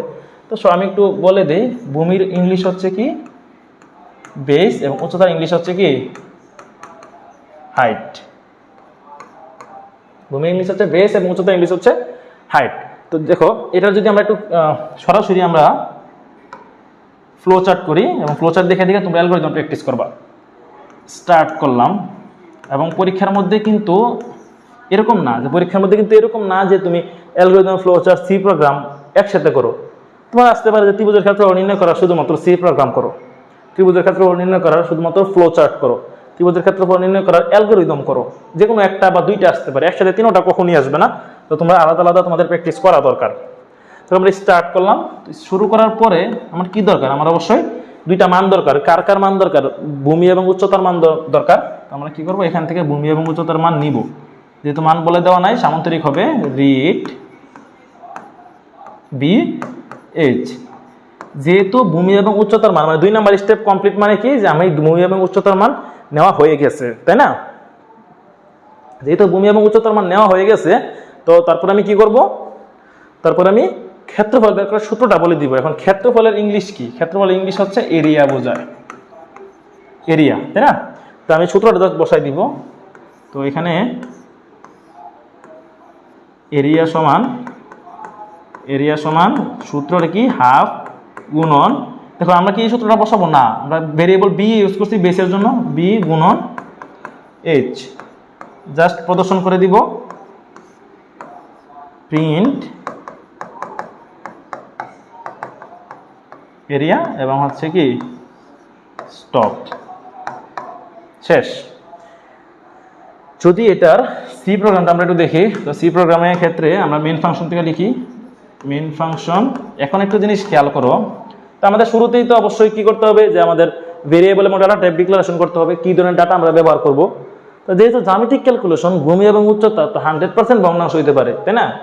ভূমি এবং উচ্চতা কিন্তু ভগ্নাংশ হওয়ার পসিবিলিটি সব থেকে বেশি। তো অবশ্যই আমাদের কোনো কনফিউশন ছাড়া আমরা এখানে ফ্লোট ইউজ করব। তো ফ্লোট কি ভেরিয়েবল লাগবে, বি লাগবে, এস লাগবে ভূমি এবং উচ্চতার জন্য, এবং রেজাল্টটা আমি কার মধ্যে রাখছি, এরিয়ার মধ্যে রাখছিলাম, তার মানে এরিয়া লাগবে। তো এখানে এরিয়া, তো একটু তারপর আমাদের বি এবং এইচ এর মান দরকার। তো আমি এখানে ধরো সরাসরি মান নিয়ে নিলাম, তো স্ক্যান এফ এরকমও কিন্তু হবে, পার্সেন্ট এফ আবার পার্সেন্ট এফ। প্রথমটা কার জন্য, প্রথমটা হচ্ছে বি এর জন্য, তাহলে অ্যাড্রেস অফ বি, এবং পরেরটা হচ্ছে অ্যাড্রেস অফ এইচ। প্রথমটা বি এর জন্য, পরেরটা এইচ এর জন্য। তারপর আমি কি করব, এরিয়া লিখব। এখন এখানে দেখো, এখানে কিন্তু এরিয়ার এ আমি বড় হাতে লিখছি, কারণ কি এখানেও এ বড় হাতের, যদি তুমি এখানে এরিয়া ছোট হাতে লিখতে, এখানে এরিয়া ছোট হাতে লিখবা, এখানে যেরকম সেম টু সেম এখানে ওরকমই লিখবা। তো এরিয়া সমান হাফ, তো এখানে 1/2 ইন্টু বি ইন্টু এইচ।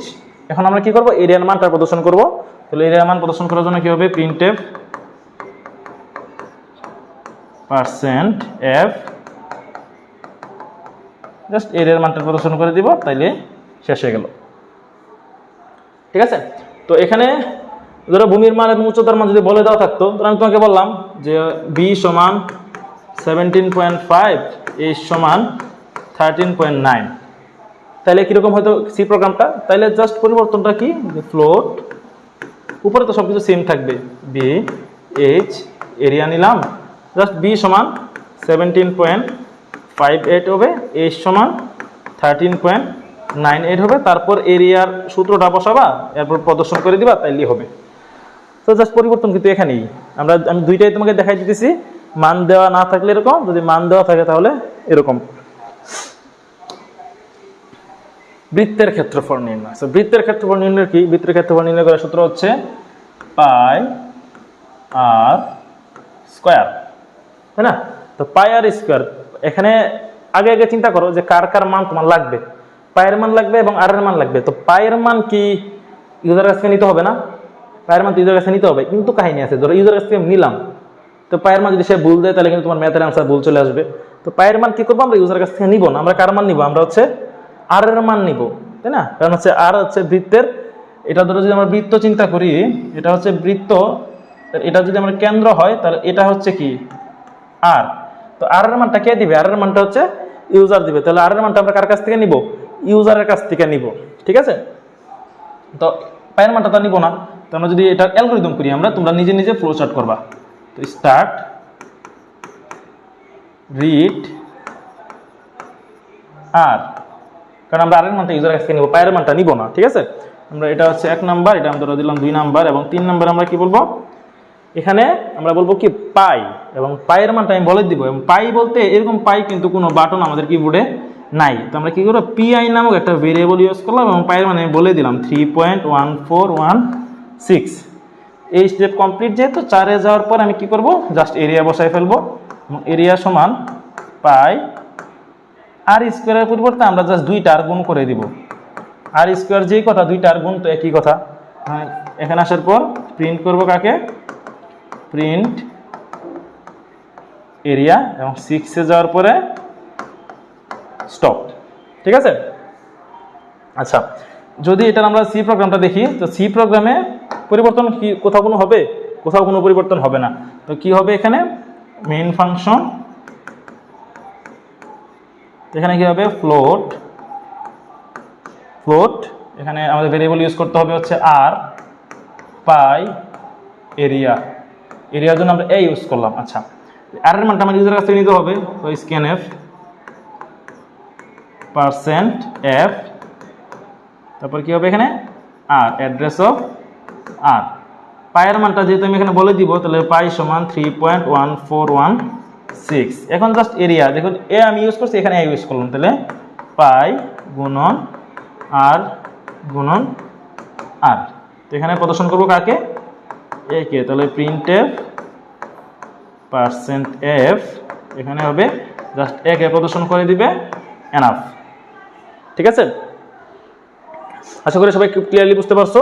তো এটা ফ্লো চার্ট একটু খেয়াল করো, ফ্লো চার্টের ঘরটা কেমন হবে, স্টার্টের ঘরটা তো এমন হবে, তো রিড আর এরকম হবে, তাই না, আর পায়ের ঘরটা এরকম হবে, সবগুলা ঘরই হবে কি এরকম সামান্তরিক, সরি এটা দাগটা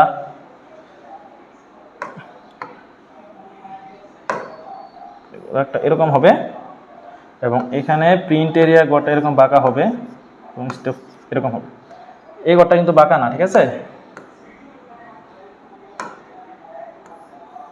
সমান, সব সমান, যেহেতু মান বলে দেওয়া আছে সেক্ষেত্রে সেটা সমান হবে।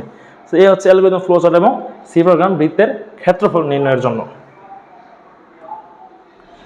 এখন দেখো হচ্ছে বিষমবাহু ক্ষেত্রফল। তো বিষমবাহু ক্ষেত্রফলটা কেমন, আমি জাস্ট ত্রিভুজটা তোমাদেরকে দেখাই দিই। এটা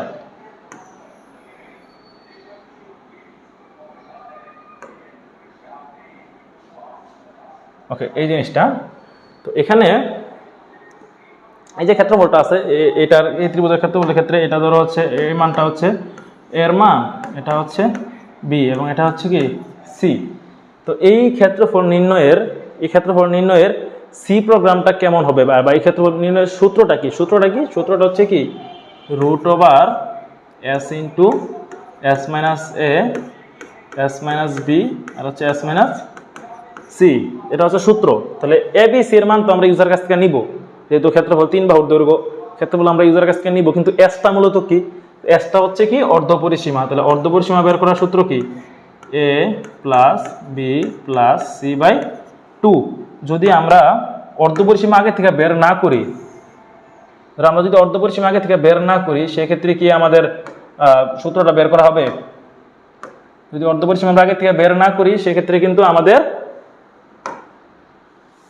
সূত্র যে ক্ষেত্রফল যে সূত্রটা আছে সেটা কিন্তু মান বের করতে পারবো না। এস এর মানটা কিন্তু আমার আগে লাগবে, তাই না? সো অবশ্যই আমাকে এস এর মানটা ক্যালকুলেশন করার আগে এস এর মানটা বের করে নিতে হবে। তো এখানে আমরা যদি অ্যালগরিদম করি, স্টার্ট এটা 1 নাম্বার। তো 2 নাম্বার কি হবে? 2 নাম্বার হবে কি রিড এ বি সি। আমরা ইউজারের কাছ থেকে মান নিব, রিড এ বি সি, ঠিক আছে। তারপরে এরপরে যেহেতু মানটা নেওয়া শেষ, আমি কি করব, 3 নাম্বার হচ্ছে আমি এস এর মান বের করব। তাহলে এস ইকুয়াল এ প্লাস বি প্লাস সি, সবগুলোকে 2 দিয়ে ভাগ করলে কি হয়, অর্ধপরিসীমা বের হয়। এখন তুমি কি করবা, ক্ষেত্রফলের সূত্রটা বসাবা। তো এখানে এরিয়া সমান, তো এ সমান তার সূত্রটা S into S minus A S minus B, এখানে কি হবে এস মাইনাস সি। তো প্রদর্শন করবা কাকে, প্রদর্শন করবা হচ্ছে এরিয়াকে। তো প্রিন্ট এ এবং ফাইনালি হচ্ছে স্টপ। তো যদি আমরা এটা ফ্লো চার্টে তৈরি করি, তাহলে এটা কি হবে, স্টার্টার বক্সটা এমন হবে, যেহেতু আমরা এখানে ইউজারের কাছ থেকে মান নিব, অবশ্যই এরকম বাঁকা হবে সামান্তরিক। এখানে এস ইকুয়াল এ প্লাস বি প্লাস 2 ক্যালকুলেশন করতেছি, তো এটা আয়তক্ষেত্র। এখানেও এটা যেহেতু ক্যালকুলেশন চলতেছে, এটাও আয়তক্ষেত্র। এখানে প্রিন্ট এ মান প্রদর্শন করতেছি, এটা কি হবে, সামান্তরিক হবে, এবং স্টপ এরকম হবে, তাই না? জাস্ট তোমরা এর চিহ্ন দিয়ে দেখাই দিবা। যদি এটা সি প্রোগ্রাম করি, এটা সি প্রোগ্রামে একটু খেয়াল করতে হবে। দেখো, শুরুতে আমরা কি নেই, হ্যাশট্যাগ ইনক্লুড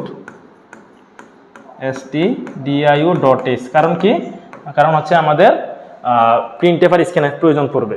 ওকে, তারপর আমরা নিলাম কি মেইন ফাংশন। এখন কি কি ভেরিয়েবল লাগবে এটা জিনিস খেয়াল করো, ফ্লোট এ বি সি, তারপর কাকে কাকে লাগছে, তারপর এখানে আমাদের লাগছে হচ্ছে এস কে, তারপর লাগছে হচ্ছে এ কে। তো আমরা শুরুতে একে বলে দিব এ বি সি, এখানে হবে এস এবং এখানে হবে এ। তো আমরা ইউজারের কাছ থেকে কার কার মান নিব, ইউজারের কাছ থেকে মান নিব হচ্ছে এ বি সি এর। তো এখানে কি হবে, স্ক্যান এফ 3টা মান একত্রে নিয়ে নিব। তাহলে 3টা পার্সেন্ট এফ। তো প্রথমটা কার জন্য, প্রথমটা হচ্ছে এর জন্য, তাহলে এখানে হবে address of A, address of B, address of C. তারপরে এরপরে আমাদের কি করতে হবে, মানটা নেওয়া শেষ, তারপরে আমাকে এস এর মান বের করতে হবে। তাহলে এস সমান কি লিখবো, এস সমান A plus B plus C by 2। এরপর আমাকে ক্ষেত্রফল বের করতে হবে। এইখানে আসে একটু কাহিনী, সেটা কি, যে কিবোর্ডে কিন্তু আমাদের রুটের জন্য কোনো বাটন নাই, তাই না? তো রুটের কাজ আমাকে করতে হবে। তো রুটের জন্য আমরা একটা ফাংশন ব্যবহার করব, যে ফাংশনটা কি বলে, এস কিউ আর টি, স্কোয়ার রুট। এবং এই স্কোয়ার রুটের মাঝখানে ধরে আমি এখানে 3 লিখলাম, এর মানে কি জানো, এর মানে হচ্ছে এটার অ্যান্সার হচ্ছে √3। আমরা যদি লিখি যে এস কিউ আর টি এ প্লাস বি, এর মানে কি বোঝায়, এটার মানে হচ্ছে √a প্লাস বি। এই যে স্কোয়ার রুট ফাংশনটা আছে, এই স্কোয়ার রুট ফাংশনটা তো অলরেডি ডেভেলপ করা আছে, আমরা জাস্ট তাকে কি করতেছি, ব্যবহার করতেছি। তো যেখানে যেখান থেকে আমরা এই ফাংশনটা নিয়ে কাজ করব, যেখানে ডেভেলপ করে রাখা হয়েছে সেটাকে হেডার ফাইল বলে। এখন এই স্কোয়ার রুট ফাংশনটা কোন হেডার ফাইলের মধ্যে রাখা আছে, স্কোয়ার রুট ফাংশনটা রাখা আছে হচ্ছে math.h এর মধ্যে। এই জন্য প্রোগ্রামের শুরুতে যেহেতু আমি এটাকে ব্যবহার করব, এই জন্য প্রোগ্রামে তোমাকে math.h টাকে কি করে দিতে হবে, ইনক্লুড করে দিতে হবে। ঠিক আছে, আশা করি বুঝতে পারছো। এখন কি লিখবো, এখানে এ সমান স্কোয়ার রুট, এখানে কি হবে এস, এবং ইনটুর জন্য আমাকে কি দিতে হবে, অবশ্যই স্টার ইউজ করতে হবে, S into S minus A star S minus B star S minus C. ঠিক আছে, এ হচ্ছে আমার ক্ষেত্রফল।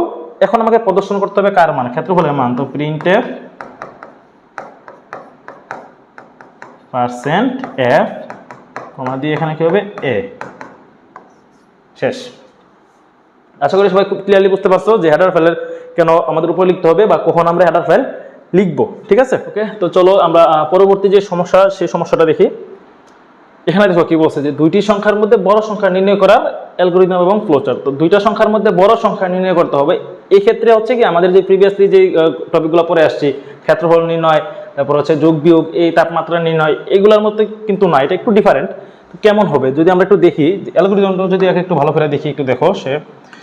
আমরা বললাম কি স্টার্ট, শুরু করলাম। এখন যেহেতু আমাকে দুইটা সংখ্যার মধ্যে বড় সংখ্যা নির্ণয় করতে বলছে, আমি কি করব, ইউজারের কাছ থেকে দুইটা সংখ্যা নিব। তো অ্যান্সার কি হবে, রিড এ বি। এখন এই পর্যায়ে আসার পরে আমরা শর্ত দিব। একটা জিনিস দেখো, ধরো আমি লিখলাম কি, দুইটা সংখ্যার মধ্যে বড়, এই চিহ্নটার নাম কি, এটার নাম হচ্ছে গ্রেটার দেন। এই চিহ্নটার নাম কি, এটার নাম হচ্ছে লেস দেন। তো গ্রেটার দেনের এখানে যে থাকবে সে অবশ্যই বড় থাকবে, এখানে যে থাকবে সে অবশ্যই ছোট থাকবে, তাই না? ধরো আমি লিখলাম if A is greater than B, এখানে আমি প্রশ্নবোধক চিহ্ন দিলাম, জাস্ট বোঝানোর সুবিধার্থে পরীক্ষায় তোমাদের প্রশ্নবোধক চিহ্ন দিতে হবে না। এখন তোমরা নিজেরাই কোশ্চেন করবা, নিজেরাই আনসার করবা। এখানে কি লেখা আছে, এ ইজ গ্রেটার দেন বি, কিন্তু কথাটা এরকম হবে না। কথাটা কি হবে, এ ইজ গ্রেটার দেন বি মানে কি, তুমি কোশ্চেন করতেছো এ কি বি এর থেকে বড়, এ কি বি এর থেকে বড়, তুমি আনসার দিলা হ্যাঁ, ইয়েস। কোশ্চেনটা কি ছিল, এ কি বি এর থেকে বড়, আমি তোমাকে কোশ্চেন করছি এ কি বি এর থেকে বড়, তুমি আনসার দিলা হ্যাঁ, তার মানে কে বড়, এ বড়। তো প্রদর্শন করব কাকে, আমি এ কে। তো প্রিন্ট এ। তুমি বললা, আমি তোমাকে কোশ্চেন করলাম এ কি বি এর থেকে বড়, তুমি আনসার দিলাম না, তার মানে এ বড় না। যেহেতু এ বড় না, তাহলে বড় কে, বি বড়। তো নো হইলে প্রদর্শন করব কাকে, বি কে। প্রিন্ট বি, এবং এখানে আসার পরে স্টপ হবে। ঠিক আছে, তো এই যে আমরা ফ্লোচার্টটা অ্যালগরিদমটা করলাম, এটা যদি আমরা ফ্লোচার্ট করি, একটু ফ্লোচার্টটা একটা নিয়ম পারলে তুমি সবগুলো ইজিলি পারা যাবা। রিস্টার্ট, ইউজারের কাছ থেকে মান নিতে হবে, রিড এ বি। এখন দেখো এখানে কি ছিল, শর্ত। শর্তের জন্য আমাদের ঘরটা কেমন ছিল, শর্তের জন্য আমাদের ঘরটা ছিল ডায়মন্ড শেপের, এরকম হবে, তাই না? এ ইজ গ্রেটার দেন বি, আমরা কি বলছিলাম ইএস হইলে কি হবে, একটা হচ্ছে ইএস এর জন্য, একটা হচ্ছে নো এর জন্য, এরকম হবে। তুমি এখানে কোশ্চেন করো এ কি বি এর থেকে বড়, তুমি আনসার দিলা হ্যাঁ, তার মানে এ বড়। তাহলে যদি ইএস হয়, তো আমরা কি করছি, ইএস হইলে আমরা একে প্রদর্শন করছি, যেহেতু প্রদর্শন করছি এখানে ঘরটা কিরকম হবে, এরকম প্রিন্ট এ। যদি না হয়, তাহলে কেমন হবে, বি কে প্রদর্শন করছো তুমি। তো এখানে আসার পর আমরা প্রদর্শন করব কাকে, বি কে। প্রিন্ট বি, এবং এখানে একটা কানেক্টর দিব, কানেক্টর থেকে আমরা ফাইনালি কোথায় চলে যাব, যেহেতু আমার শেষ তখন আমরা স্টপ। ঠিক আছে, এখন তোমরা একটু চেক করে দেখতে পারো যে আসলে কাজ ঠিকঠাক ভাবে হইতেছে কিনা। যেমন ধরো তুমি আমরা বলতে পারি যে ধরো আমি এর মান বলে দিলাম হচ্ছে 5 এবং বি এর মান দিলাম হচ্ছে 10। তো আমার দুইটার মধ্যে আমি স্বাভাবিকভাবে জানি কি 10 বড়, কিন্তু আসলে কাজটা ঠিকঠাকভাবে হইতেছে কিনা আমরা একটু দেখি। তো আমরা যদি এখানে এ এবং বি এর মান বসাই, তাহলে এর মান কত 5 গ্রেটার দেন 10, তাই না? আমরা তো শর্ত এরকমই দিছি। তুমি এখানে কোশ্চেন করো 5 কি 10 থেকে বড়? অবশ্যই কি গ্রেটার দেন, যেহেতু এই পাশে বড়টা থাকতে হবে, তো শর্ত কি মানছে? এই পাশে বড়টা থাকার কথা ছিল, কিন্তু বড়টা কি এই পাশে আছে? না, যেহেতু না, তো অ্যান্সার কোন দিকে যাবে? এদিকে যাবে, এদিকে আসবে না। এদিকে আসার পরে সে কাকে প্রদর্শন করতেছে? বি কে প্রদর্শন করতেছে। বি এর মান কত 10, তো এখানে আমার অ্যান্সার কত হবে 10। তো আমি টার্গেট হচ্ছে বড়টা বের করার, আমার কিন্তু বড়টা পেয়ে গেছি, তাই না? যদি উল্টাই দিতাম, যে আমি যদি বলতাম এর মান 10 বি এর মান 5, তো কিরকম হইতো? 10 ইজ গ্রেটার দেন 5, তাই না? 10 কি 5 থেকে বড়? হ্যাঁ, 10 5 থেকে বড়, তাহলে এদিকে আসবে ইয়েস। ইয়েস ইয়ে এখানে প্রদর্শন করবে কাকে? 10 কে প্রদর্শন করবে, শেষ। তার মানে আমার ঠিক আছে। এটা হচ্ছে দুইটা সংখ্যা নির্ণয় করার অ্যালগরিদম এবং ফ্লোচার্ট। এখন সি প্রোগ্রামিং এর ক্ষেত্রে আমাকে এক্সট্রা ভাবে একটা জিনিস শিখতে হবে, সেটা হচ্ছে ইফ এলস স্ট্রাকচার। আমরা এই পাশে তোমাদের একটু দেখাইতেছি, সেটা হচ্ছে কি ইফ এলস এর যে স্ট্রাকচার আছে সেটা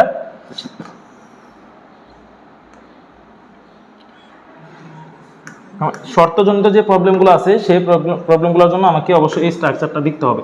দেখো ইফ এলস, ইফ এর বাংলা হচ্ছে যদি, এবং এলস এর বাংলা হচ্ছে কি অন্যথায়।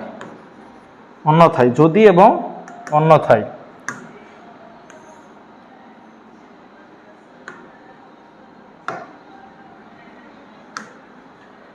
দেখো ইফ এলস এর যে স্ট্রাকচারটা সেটা কেমন হবে? আমরা যখন শর্তগুলো দিব সি প্রোগ্রামে, আমরা লিখবো কি ইফ, ইফ লিখবো, লেখার পর এখানে দিব ব্র্যাকেট দিয়ে কন্ডিশন। এখানে আমরা কন্ডিশন দিব, এখানে সেকেন্ড ব্র্যাকেট হবে, এর ভিতরে হবে স্টেটমেন্ট। এবং স্টেটমেন্ট কি? স্টেটমেন্ট হচ্ছে আমি ইফের কন্ডিশনটা সত্য হইলে যেই কাজটা করতে চাইতেছি সেটা। যেমন আমরা ইফের কন্ডিশন যখন আমরা দিলাম, ইফের কন্ডিশন সত্য হইলে আমরা কি করছি? একে প্রদর্শন করছি, তাহলে স্টেটমেন্ট হিসেবে কে যাবে? আমরা এখানে এ কে প্রদর্শন করব। এখন যদি সত্য না হয় তাহলে কি সেকেন্ড ব্র্যাকেটের ভিতরে ঢুকবে? ঢুকবে না। তখন কোথায় যাবে? এলসে যাবে। তো আমরা এখানে কি লিখবো? এলস। এলস এখানে সেকেন্ড ব্র্যাকেট হবে, এখানে যে আমরা কি এখানে শর্ত দেওয়ার তো দরকার নেই, এখানে হবে স্টেটমেন্ট এবং শেষ। ঠিক আছে, এ হচ্ছে ইফ এলস এর স্ট্রাকচার। যদি ইফ কন্ডিশন শর্ত দিব, যদি সত্য হয় তাহলে এ ব্র্যাকেটের ভিতরে ঢুকবে, যদি সত্য না হয় সেক্ষেত্রে এই এলস এর মধ্যে চলে আসবে। ঠিক আছে, এখন দেখো যদি আমরা একটু এটা সি প্রোগ্রামটা একটু দেখি, তাহলে সি প্রোগ্রামটা কেমন হবে? Hashtag include stdio.h। এখন তারপর আমাদের কি নিতে হবে? মেইন ফাংশন নিতে হবে। তো আমরা নিলাম কি মেইন ফাংশন। ভেরিয়েবল কয়টা দরকার? দুইটা দরকার। এখানে তো এক্সট্রা ব্যাপার দরকার নাই। ইন্ট এ বি, ইউজারের কাছ থেকে মান নিব এ এবং বি এর। তো scanf %d প্রথমটা কার জন্য? এর জন্য, এবং পরেরটা হচ্ছে বি এর জন্য। ঠিক আছে, তো এরপর আমরা কি করব? শর্ত দিব। তো if A is greater than B. দেখো ইফ কন্ডিশন আমি দিলাম, ব্র্যাকেট দিলাম। স্টেটমেন্টে কি ইফ এর কন্ডিশন, এই কন্ডিশন যদি সত্য হয়, তো এই কন্ডিশন যদি সত্য হয় আমি কি করছি? একে প্রদর্শন করছি, মানে এর মান প্রদর্শন করব। এখানে কি হবে? প্রিন্টএফ এর মান প্রদর্শন করব। তো কি হবে? %d a। ঠিক আছে, এখন যদি ইফ এর কন্ডিশন যদি সত্য না হয় তাহলে কোথায় যাবে? সত্য না হইলে এলসে যাবে। এলসে যে এই ব্র্যাকেটটা দিব। এখন যদি সত্য হয় তাহলে তো আমরা একে প্রদর্শন করলাম, যদি সত্য না হয় তখন আমরা কাকে প্রদর্শন করব? বি কে প্রদর্শন করব। তাহলে এলস প্রিন্টএফ %d আমরা বি কে প্রদর্শন করব। এটার জন্য এই ব্র্যাকেট, এবং ফাইনালি যে আমি মেইন ফাংশনের জন্য যে সেকেন্ড ব্র্যাকেট করছি এটা হচ্ছে এখানে। ঠিক আছে, এ হচ্ছে দুইটা সংখ্যা নির্ণয়, বড় সংখ্যা নির্ণয় করার অ্যালগরিদম, ফ্লোচার্ট এবং সি প্রোগ্রাম। এখানে একটু খেয়াল করো, ধরো তোমাকে বললো কি দুইটা সংখ্যার মধ্যে ছোট সংখ্যা নির্ণয় করো। ছোট সংখ্যা নির্ণয় করলে জাস্ট পার্থক্যটা কোথায় হবে? পার্থক্যটা হবে শর্তটা আমরা জাস্ট চেঞ্জ করে দিব। শর্তটা কেমন হবে? শর্তটা হবে a is less than b, ঠিক আছে? যদি এটা সত্য হয় তাহলে কে ছোট? a কি b এর থেকে ছোট? মানে এই পাশে তো অবশ্যই ছোটটা থাকার কথা। হ্যাঁ, yes হইলে এখানে a ছোট, বাকি সবকিছু সেম। yes হইলে a ছোট, না হইলে b ছোট। এটা সেম টু সেম, সবই সেম থাকবে, জাস্ট আমরা শর্তটা চেঞ্জ করে দিব, বাকি সবকিছু সেম। এখানে হচ্ছে a is greater than b, ছোটটা বের করার জন্য আমরা এখানে লিখব হচ্ছে a is less than b। ওকে, ঠিক আছে। তো পরবর্তী প্রোগ্রাম চলো দেখি। তিনটা সংখ্যার মধ্যে বড় সংখ্যা নির্ণয়ের জন্য অ্যালগরিদম ফ্লোচার্ট এবং সি প্রোগ্রাম। আচ্ছা, তো তিনটা সংখ্যার মধ্যে বড় সংখ্যা নির্ণয় যদি আমরা করতে চাই, তো আমাদের তিনটা সংখ্যা আমরা কাকে কাকে নিব? আমরা নিব হচ্ছে a, b আর c। এখন চিন্তা করো যে তিনটা সংখ্যার মধ্যে আমরা চেক করব a বড় কিনা। তো a কখন বড় হবে? a তখনই বড় হবে যখন b আর c ছোট হবে। তো আমরা a কে কখন বড় বলবো? যদি a b এর থেকে বড় হয় এবং a c এর থেকে বড় হয়, তখনই কিন্তু a বড় হবে, তাছাড়া কি বড় কিন্তু হবে না। আমরা যদি শুরুতে চেক করতে চাই, তো আমরা কি লিখবো? Start read a b c। অবশ্যই তোমাদেরকে কিন্তু এখানে স্টেপ লিখতে হবে 1 2। আমি যে শর্টকাটে লিখতেছি, তোমরা লিখবে স্টেপ 1 স্টেপ 2। এখন আমরা চেক করব কি a বড় কিনা। তাহলে a কখন বড় হবে? ইফ a যদি b এর থেকে বড় হয় এবং a যদি c এর থেকে বড় হয়। a যদি b এর থেকে বড় হয় এবং a যদি c এর থেকে বড়, ইয়েস, মানে a দুইটা থেকেই বড়, তাহলে বড় কে? Print a। যদি না হয়, না হলে তার মানে, যদি না হয় তার মানে কি a বড় না। যদি a বড় না হয় তার মানে কে বড় হবে? b আর c এর মধ্যে কেউ না বড়। তাহলে আমাদের কি করবে? নেক্সট স্টেপে যাই আমরা। Next step. এখন নেক্সট স্টেপে যখন আসবো, তখন আমরা কি দেখব? যেহেতু a বড় না, আমরা ফিক্সড যে a বড় না, তখন আমরা কি করব? b আর c এর মধ্যে চেক করব কে বড়। তো এখানে আসার পরে আমরা একটা শর্ত দিব, if b is greater than c। b যদি c এর থেকে বড় হয়, ইয়েস, তাহলে কে বড়? Print b। আর যদি এটা না হয় তাহলে কে বড়? Print c। এবং ফাইনালি পাশে যায় কি হবে? স্টপ। আশা করি সবাই ক্লিয়ারলি বুঝতে পারছো। আমরা শুরুতে চেক করছি a বড় কিনা। a কখন বড় হবে? a যদি b এর থেকে বড় হয় এবং a যদি c এর থেকে বড় হয়। দুইটা কন্ডিশনে যদি মানে a বড়, আর যদি না মানে, তার মানে a বড় না, এটা শিওর। যে আমরা a কে আগে বাদ দিয়ে দিলাম, আমরা চেক করব b আর c এর মধ্যে। যদি এই কন্ডিশন মানে তাহলে b বড়, না হলে c বড়। যদি আমাদের এটা কি, এটা যদি আমরা ফ্লো চার্ট করি, ওকে, এখানে আসো, স্টার্ট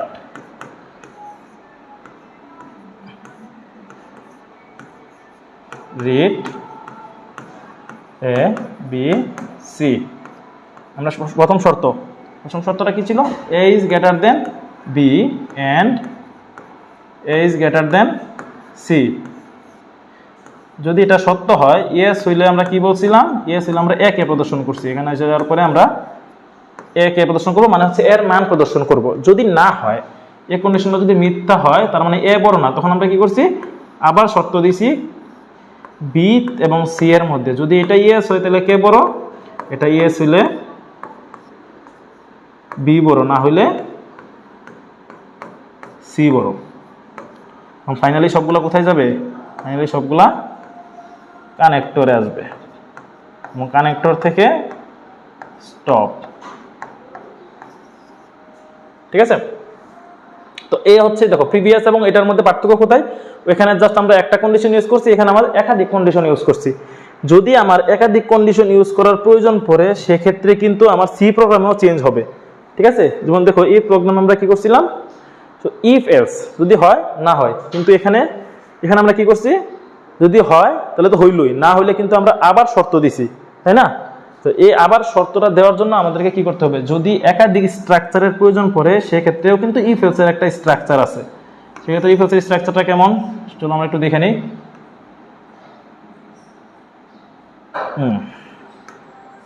এখন দেখো তাহলে কিরকম হবে? ইফ, আমরা ইফ লিখবো, কন্ডিশন লিখবো। যদি এটা সত্য হয় তাহলে তো এই ব্র্যাকেটের ভিতরে ঢুকে স্টেটমেন্ট, মানে হচ্ছে যে কাজটা করার আমরা সেই কাজটা করব, নাকি? স্টেটমেন্ট তারপরে কি হবে, এরপরে যদি আমার আবার শর্ত দেওয়ার প্রয়োজন পড়ে তখন আমরা কি দিব, এলস ইফ এলস না কিন্তু এলস ইফ এখানে হবে কি আবার কন্ডিশন এখানে কি হবে স্টেটমেন্ট দিলাম। এরপর যদি আমার আরো শর্ত দেওয়ার প্রয়োজন পড়ে তাহলে আবার এলস ইফ আবার কন্ডিশন, যদি শর্তের প্রয়োজন পড়ে এলস ইফ কন্ডিশন, এখানে এসে পরে আবার স্টেটমেন্ট। এভাবে আমার যতগুলো শর্ত প্রয়োজন পড়ে সবগুলো এলস ইফ করে যাব এবং সবার শেষে আমরা কি দিব, এলস এখানে কোনো শর্তের প্রয়োজন নাই এবং ফাইনালি কি হবে এখানে স্টেটমেন্ট। এভাবে আমরা কাজগুলো করে যাব। ওকে, তো চলো এখন আমরা তিনটি সংখ্যার মধ্যে বড় সংখ্যা নির্ণয় করার সি প্রোগ্রামটি দেখি। তো সি প্রোগ্রামিং এর শুরুতে আমরা কি থাকে, শুরুতে আমাদের থাকে হচ্ছে হ্যাশট্যাগ ইনক্লুড। এটা তো এতক্ষণে তোমাদের মুখস্থ হয়ে যাওয়ার কথা যে এটা থাকেই শুরুতে। তারপর থাকে হচ্ছে মেইন ফাংশন। এখন আমাকে ভেরিয়েবল ডিক্লেয়ার করতে হবে, যেহেতু আমরা তিনটা সংখ্যার ভেরিয়েবল ডিক্লেয়ার করতেছি সেখানে হবে ইন্ট এ বি সি। ইউজারের কাছ থেকে মান নিব কয়টা, আমি তিনটা মান নিব, তাহলে কি হবে স্ক্যানএফ %d আবার %d আবার %d, address of A, address of B, address of C. এখন আমি কি করব, প্রথম শর্ত চেক করব এ বড় কিনা। তাহলে এ কখন বড় হবে, তো ইফ এ যদি বি এর থেকে বড় হয় এবংটাকে আমাকে দুইটা অ্যাড্রেস অফ দিয়ে প্রকাশ করতে হয়, ঠিক আছে। এ গ্রেটার দেন বি এবং এ গ্রেটার দেন সি। যদি এটা ইএস হয়, এটা হচ্ছে প্রথম শর্ত, যদি এটা ইএস হয় তো আমাকে কাকে প্রদর্শন করতে হবে, এ কে প্রদর্শন করতে হবে। তো প্রিন্টএফ জাস্ট এর মানটা লিখব কি %d, আমাকে এর মান প্রদর্শন করতে হবে। এই গেল হচ্ছে ইফের প্রথম। দেখো যদি মিথ্যা হয় সেক্ষেত্রে কিন্তু আমাকে আরেকটা শর্ত চেক করতে হবে। তাহলে যদি আমাকে একাধিক শর্ত প্রয়োজন পড়ে তখন আমরা কি লিখব, এলস ইফ, তাই না। এলস ইফ শর্ত B is greater than C. যদি এটা ইয়েস হয় তাহলে আমি কাকে প্রদর্শন করব, বি কে প্রদর্শন করব। তো এখানে আসার পরে প্রিন্টএফ কাকে প্রদর্শন করব, এবার বি কে আমি %d আমি এখন বি কে প্রদর্শন করব, ঠিক আছে। যদি এটাও না হয় তো ফাইনালি আমি কাকে প্রদর্শন করছি, যদি এটা না হয় আমি সি কে প্রদর্শন করছি। এখানে আমার আর কোনো শর্ত দেওয়ার প্রয়োজন নাই, তখন আমি কি ইউজ করব, এলস ইউজ করব। তাহলে এলস প্রিন্টএফ %d এখানে হবে সি কে আমি প্রদর্শন করলাম। এই হচ্ছে তিনটা সংখ্যার মধ্যে বড় সংখ্যা নির্ণয় করার সি প্রোগ্রাম। এখানে যদি তোমাকে তিনটা সংখ্যার মধ্যে ছোট সংখ্যা নির্ণয় করতে বলে জাস্ট সেম টু সেম সবই সেম হবে। এখানে আমরা বড় সংখ্যার জন্য ইউজ করছি এ ইজ গ্রেটার দেন বি, তাই না। যেখানে গ্রেটার দেন আছে জাস্ট এখানে আমরা লেস দেন ইউজ করব। তো A is less than B হবে, বা A is less than C হবে, বা B is less than C হবে।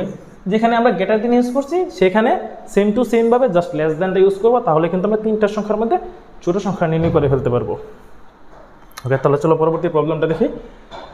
ওকে, পরবর্তী প্রবলেমটা হচ্ছে ধনাত্মক নাকি ঋণাত্মক নির্ণয়ের জন্য। তো এখানে আমাকে জাস্ট একটা লজিক বের করে নিতে হবে যে কোনো একটা সংখ্যা কখন ধনাত্মক হবে কখন ঋণাত্মক হবে, ঠিক আছে। তো আমরা জানি কি সাধারণভাবে যদি কোনো একটা সংখ্যা 0 বা 0 থেকে বড় হয় সেক্ষেত্রে সংখ্যাটা হচ্ছে ধনাত্মক, যদি 0 থেকে ছোট হয় তাহলে সংখ্যাটা হচ্ছে ঋণাত্মক। ধরো আমরা এটা আগে যদি ফ্লো চার্ট করি, স্টার্ট ইউজারের কাছ থেকে কি নিব, একটা সংখ্যা নিব। তো রিড n। এখন আমি চেক করব যে n যদি সংখ্যাটা 0 থেকে বড় হয় বা 0 থেকে বড় বা সমান হয়, যে শর্ত দিব n is greater than or equal 0 যদি হয়, যে n এর মান 0 থেকে বড় বা সমান, যদি এটা ইয়েস হয় তাহলে সংখ্যাটা কি হবে, সংখ্যাটা হবে পজিটিভ। n এর মান 0 থেকে বড় বা সমান হলে পজিটিভ, যদি 0 থেকে বড় না হয় বা সমানও না হয় সেই ক্ষেত্রে তার অ্যান্সার হবে কি নেগেটিভ, ঠিক আছে। তারপর এখানে জাস্ট আমরা কানেক্টর দিব, স্টপ। এ হচ্ছে দুইটা সংখ্যা নির্ণয় করার ফ্লো চার্ট। আশা করি তোমরা এটা দেখে অ্যালগরিদম পারবা। তো আমরা যদি একটু সি প্রোগ্রামটা একটু খেয়াল করি, দেখো আমরা মেইন ফাংশন থেকে শুরু করলাম, মেইন ইন্ট জাস্ট একটা নাম্বার দরকার, আমরা n নিলাম। এখন আমি n এর মানটা কার কাছ থেকে নিব? ইউজারের কাছ থেকে নিব, যেহেতু এখানে বলে দেওয়া নাই। তো scanf %d address of n, কারণ মানটা আমি n এর মধ্যে রাখবো। এখন আমি চেক করব n এর মান 0 থেকে বড় বা সমান কিনা, যেহেতু আমরা চেক করব সেই জন্য শর্ত if n is greater than or equal 0। যদি আমরা সি প্রোগ্রামে এরকম করে দিতে চাই যে গ্রেটার দেন অর ইকুয়াল, যদি আমরা এরকম দেই, অ্যালগরিদম ফ্লোচার্টে কোনো প্রবলেম নাই, কিন্তু সি প্রোগ্রামিংয়ে তোমার এটা ভুল ধরবে, ঠিক আছে? গ্রেটার দেন আলাদা এবং ইকুয়াল তোমাকে আলাদা দিতে হবে। তো n ইজ গ্রেটার দেন বা 0 থেকে বড় বা সমান হলে যদি এটা ইয়েস হয়, তুমি কি আনসার দিবে? আমি তোমাকে জিজ্ঞেস করলাম 5 জোর না বেজোর, সরি 5 ধনাত্মক নাকি ঋণাত্মক, তখন তুমি আমাকে কি আনসার দিবা? ধনাত্মক। সেক্ষেত্রে এখানে প্রিন্ট করবে কাকে? প্রিন্ট করবে হচ্ছে পজিটিভ, প্রিন্ট পজিটিভ। আমরা জানি কি প্রিন্টএফ এর ভিতরে যা লিখবো তাই প্রদর্শন করবে। যদি 0 থেকে বড় না হয় তখন কোথায় যাবে? এলসে যাবে। এলসে যাওয়ার পর প্রদর্শন করবে কি? নেগেটিভ। তো প্রিন্টএফ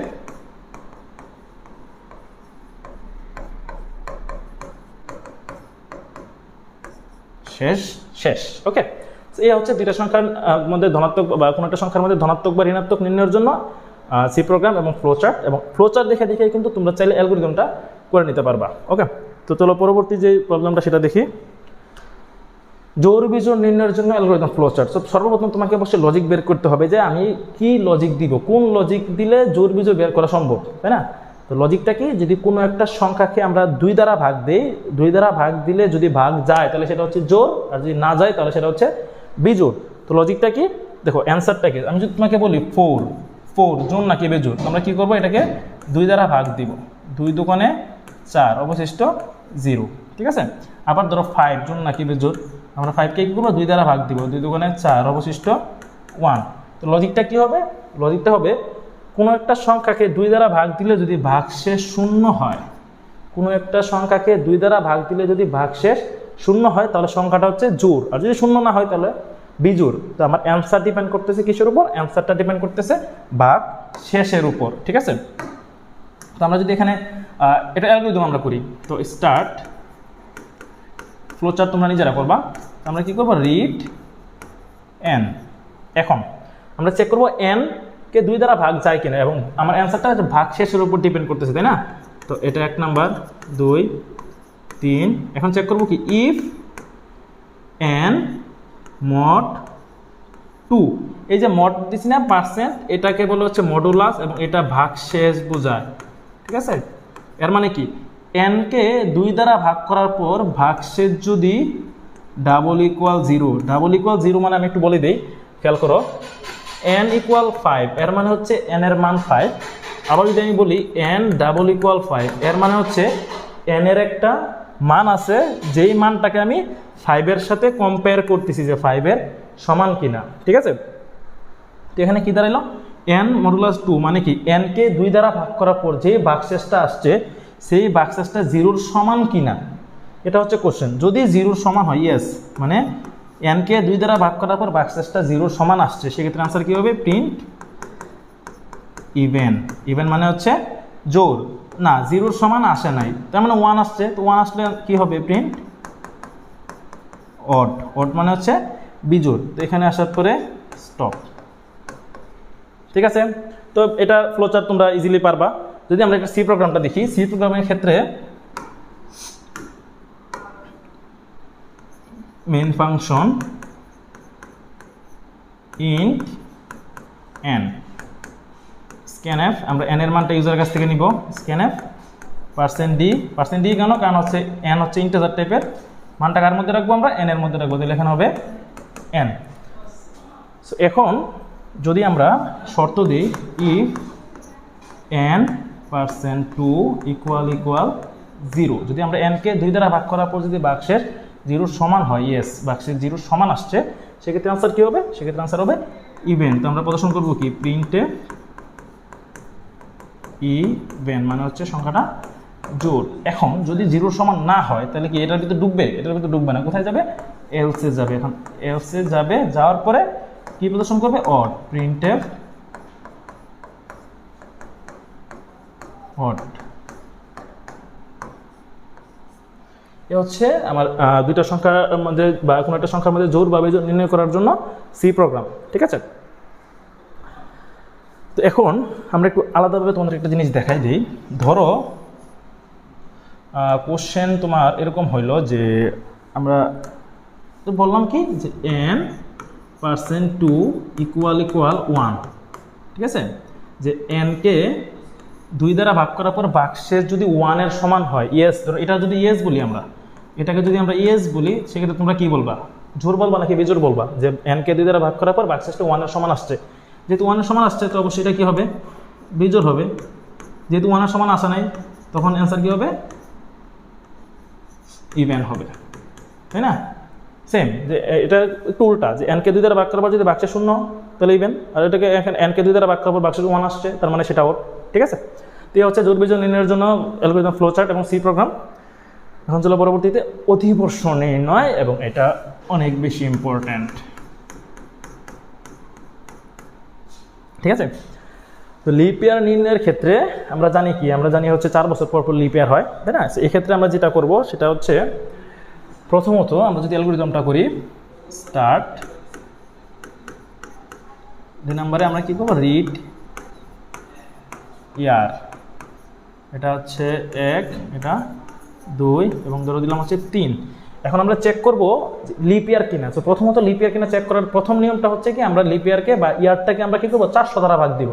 যদি 400 দ্বারা ভাগ যায় তাহলে সেটা হচ্ছে লিপ ইয়ার। তো আমরা কি করব, ইফ ইয়ার মড 400 ইকুয়াল 0, মানে ইয়ারকে 400 দ্বারা ভাগ করার পর যদি বাক্সের 0 সমান হয়, ইয়েস, বাক্সের 0 সমান আসছে, তাহলে অ্যান্সার কি হবে, অ্যান্সার হবে প্রিন্ট লিপ ইয়ার। ঠিক আছে, যদি নো হয়, যে বাক্সের 0 সমান আসে নাই, তখন কি বলবে, যদি বাক্সের 0 সমান না আসে তখন আমরা বলবো কি নেক্সট স্টেপ। আমরা তখন বলতে পারবো না যেটা লিপ ইয়ার না, আমরা নেক্সট স্টেপে যাব। এখন নেক্সট স্টেপে যাওয়ার পরে আমরা আবার চেক করব, কি চেক করব, ওই ইয়ারটাকে আমরা কি করব, 4 দ্বারা ভাগ দিব, 4 দ্বারা ভাগ দিব, এবং ওই সেম টাইমে আমরা কি করব, সেম টাইমে আমরা 100 দ্বারাও ভাগ দিব। ইয়ারটাকে আমরা 100 দ্বারা ভাগ দিব যদি 0 সমান না হয়। ঠিক আছে, এটা একটু খেয়াল করবা। দেখো উপরে আমরা আলাদাভাবে 100 দ্বারা ভাগ দিয়েছি, নিচে কিন্তু দুইটা আমরা একসাথে দিয়েছি। যদি এটা শর্ত হয়, যদি এটা ইয়েস হয়, তাহলে কি হবে,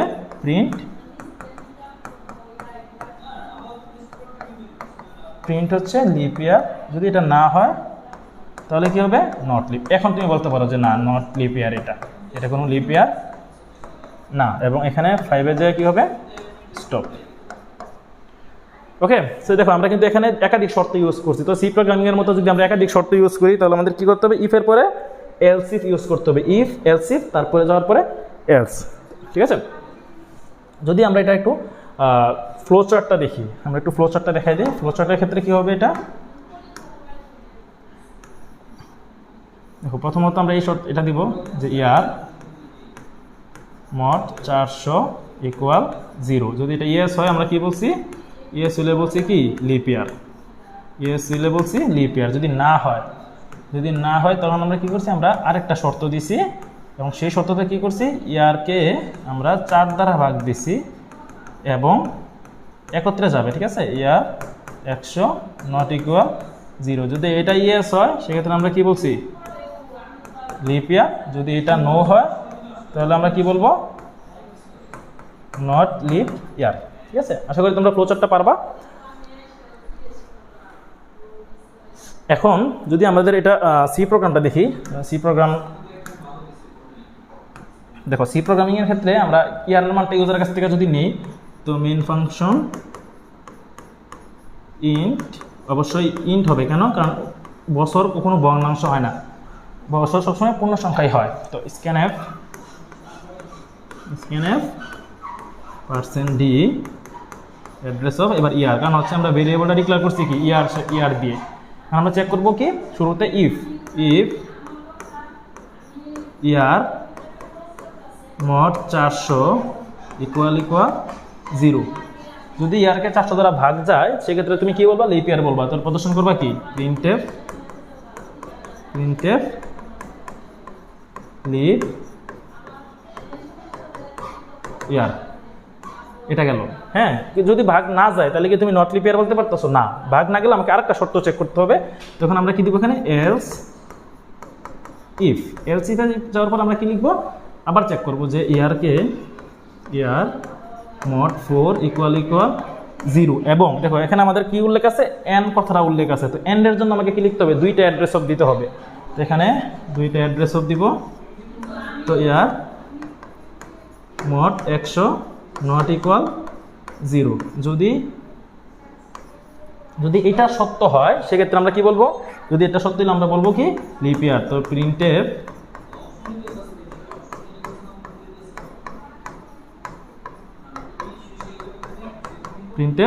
লিপ ইয়ার, যদি এটা সত্য হয় লিপ ইয়ার। যদি এটা সত্য না হয় সেক্ষেত্রে আমরা কি বলবো? তখন আমরা বলবো যে নট লিপ ইয়ার। তো এখানে হবে else printf not leap year. Okay, এ হচ্ছে তোমাদের অধিবর্ষ নির্ণয়ের জন্য অ্যালগরিদম ফ্লোচার্ট এবং সি প্রোগ্রাম। মাঝে মাঝে এখান থেকে একটা কোশ্চেন আসে। সেই কোশ্চেনটা কেমন হয়? যে তোমাকে বলে যে কি একটা শর্ত দিয়ে, এখানে দেখো আমরা কিন্তু একাধিক শর্ত ব্যবহার করছি না, জাস্ট একটা শর্ত, তুমি একটা ইফ ইউজ করতে পারবা। একটা ইফের সাহায্যে তুমি অ্যালগরিদম ফ্লোচার্ট বা সি প্রোগ্রাম করো। তখন তুমি কি করবা? জাস্ট আমি যদি আমাদের এটা লিখি, তখন একটু দেখো কি লিখতেছি আমরা? একটা শর্তের সাহায্যে। হ্যাঁ, যদি একটা শর্তের সাহায্যে করি তাহলে আমাদের 3 নাম্বার স্টেপটা এখন বলতেছি। 3 নাম্বার কি লিখবো? If year mod 400 equal 0, or অথবা, কারণ হচ্ছে কি দেখো এটা অথবা এটা, এই দুইটা যে কোনো একটা সত্য হইলেই কিন্তু লিপ ইয়ার। এটা অথবা ইয়ার মড 4 ইকুয়াল 0, এবং সবগুলো একত্রে দিয়ে দিবা, এবং ইয়ার মড 100 এই যে, ঠিক আছে? এটা অথবা এটা, এই দুইটার যে কোনো একটা সত্য হইলে, ইয়েস হইলে কি হবে? ইয়েস হইলে লিপ ইয়ার, আর যদি নো হয় তাহলে তখন তুমি বলতে পারবা নট লিপ ইয়ার। ঠিক আছে? তো এখানে আরেকটা জিনিস, যেমন হচ্ছে তোমরা যখন আমরা সি প্রোগ্রাম যখন করবো তখন তো আমরা একটাই ফের ভেতর সব দিয়ে দিব। তো আমরা জানি কি? আমরা জানি এন্ডের জন্য দুইটা অ্যাড্রেস অফ দিলে এটাকে সি প্রোগ্রামিংয়ে এন বোঝায়। তো অরের জন্য কি বোঝাইতে হবে? তো অরের জন্য হবে এরকম। ঠিক আছে? দুইটা অ্যাড্রেস অফ এন্ড, এবং এই দুইটা যদি আমি খাড়া দুইটা দাগ দিই সেক্ষেত্রে সেটাকে বোঝাবে অর। ঠিক আছে? ওকে, তো এখন হচ্ছে গ্রুপ নির্ণয় করার গ্রুপ নির্ণয়ের জন্য অ্যালগরিদম ফ্লোচার্ট এবং সি প্রোগ্রাম। এখন এটার আমি শুরুতে একটু দেখাই। ধরো আমরা যে গ্রেডিং সিস্টেমটা আমরা জানি না, আমরা যে গ্রেডিং সিস্টেম জানি কি, আমাদের ধরো কোনো একটা সাবজেক্টে কি মার্ক পাইছি বা কোন গ্রেড পাইছি সেটা জানার জন্য যদি আমাদের হয়, তো একটা জিনিস দেখো, আমরা 80 থেকে যদি 100 পাই সেক্ষেত্রে এটাকে কি বলে? আমরা পাইছি হচ্ছে এ প্লাস। যদি আমরা 70 থেকে 79-র মধ্যে পাই সেক্ষেত্রে আমরা কি বলি? এটাকে এ বলি। 60 থেকে 69-এর মধ্যে পাইলে আমরা কি বলি? এটাকে এ মাইনাস বলি, তাই না? এটা হচ্ছে আমাদের মূলত গ্রেড। তো এখানে যদি আমরা দেখো, এটার আমরা সি প্রোগ্রাম করবো আগে, তোমরা পরবর্তীতে সি প্রোগ্রাম দেখে অ্যালগরিদম এবং ফ্লোচার্ট ট্রাই করবা। তো দেখো মেইন ফাংশন, তো ইন্ট এন স্ক্যানফ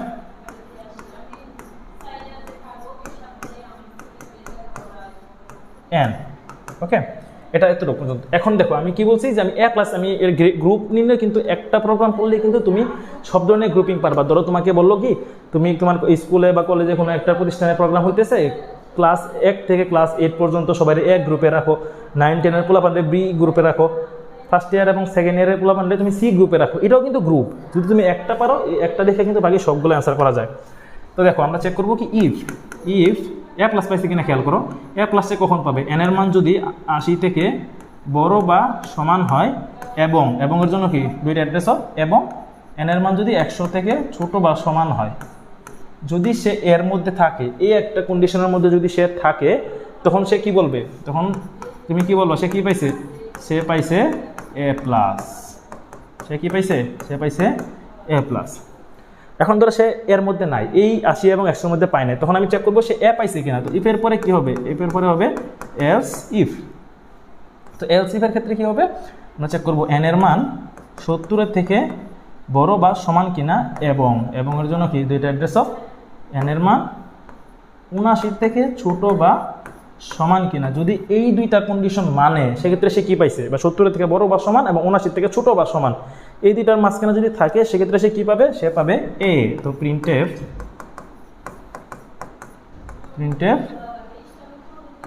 এ, ঠিক আছে। তারপর আমরা চেক করবো কি, তারপর আমরা চেক করবো হচ্ছে সে আবার এ মাইনাস পাইছে কিনা। তখন এলসিফ, তখন আমরা চেক করবো কি এন এর মান 60 থেকে বড় বা সমান এবং এন এর মান 69 থেকে ছোট বা সমান। যদি এটা হয় সেক্ষেত্রে সে কি পাইছে, প্রিন্টএফ এ মাইনাস পাইছে, তাই না। তারপর ধরো আমরা চেক করলাম যে এরপরে এরকম আলটিমেটলি সবগুলো আমরা চেক করে করে যাব। এলসি এরকম করে করে যে এন এর মান 50-এর থেকে বড় বা সমান এবং এন এর মান 79 থেকে ছোট বা 59 থেকে ছোট বা সমান পাইলে সে পাবে বি, তারপর সি, তারপর ডি, এবং ফাইনালি আমাদের সর্বশেষ এরকম করার দেওয়ার পরে সর্বশেষ যে শর্তটা হবে সেটা কি হবে, যে এন এর মান 33-এর থেকে বড় বা সমান এবং এন এর মান যদি 39 থেকে ছোট বা সমান পায়, তখন সে কী পাবে, তখন সে পাবে ধরো ডি। তখন সে পাইলো ধরো ডি। যদি এটাও না পায় তখন এলসে যাবে। এখন অবশ্যই সে কি, এটাও যদি না পায় তখন উপরে কোনো কিছুই তো পায় নাই, তার মানে 33-এর উপরে সে পায় নাই, 33-এর নিচে পাইছে, এখানে তার শর্ত দেওয়ার দরকার নেই, সরাসরি তুমি কি দিয়ে দিবা, ফিল করছে সে। তো প্রিন্টএফ কি করছে, সে ফেল, ঠিক আছে। তো এই একটা প্রোগ্রামের সাহায্যে কিন্তু দেখো, তোমাকে যদি আমি অন্যভাবে বলতাম যে তুমি এক কাজ করো, 15 থেকে 20 পর্যন্ত এর মধ্যে রাখো, তারপর 10 থেকে 14 পর্যন্তগুলা বি এর মধ্যে রাখো, এবং 0 থেকে 9 পর্যন্তগুলা সি এর মধ্যে রাখো। এই গ্রুপিংটা করার জন্য তুমি সি ভাষায় এটি প্রোগ্রাম লিখো, সেম টু সেম কিন্তু এই প্রোগ্রামটাই, জাস্ট ভ্যালু চেঞ্জ হবে। তখন কি হবে, এন এর মান 15 থেকে বড় বা সমান এবং এন এর মান 20 থেকে ছোট বা সমান। যদি হয় তাহলে এ, না হলে পরবর্তী গ্রুপে যাবে। এরকম একটা স্ট্রাকচার যদি তুমি ভালো করে বুঝতে পারো, তাহলে পরবর্তী গ্রুপিং সিস্টেমের যতগুলো স্ট্রাকচার আছে সবগুলাই কিন্তু এটা দেখে দেখে সবগুলো অ্যান্সার করে নিতে পারবা, ঠিক আছে।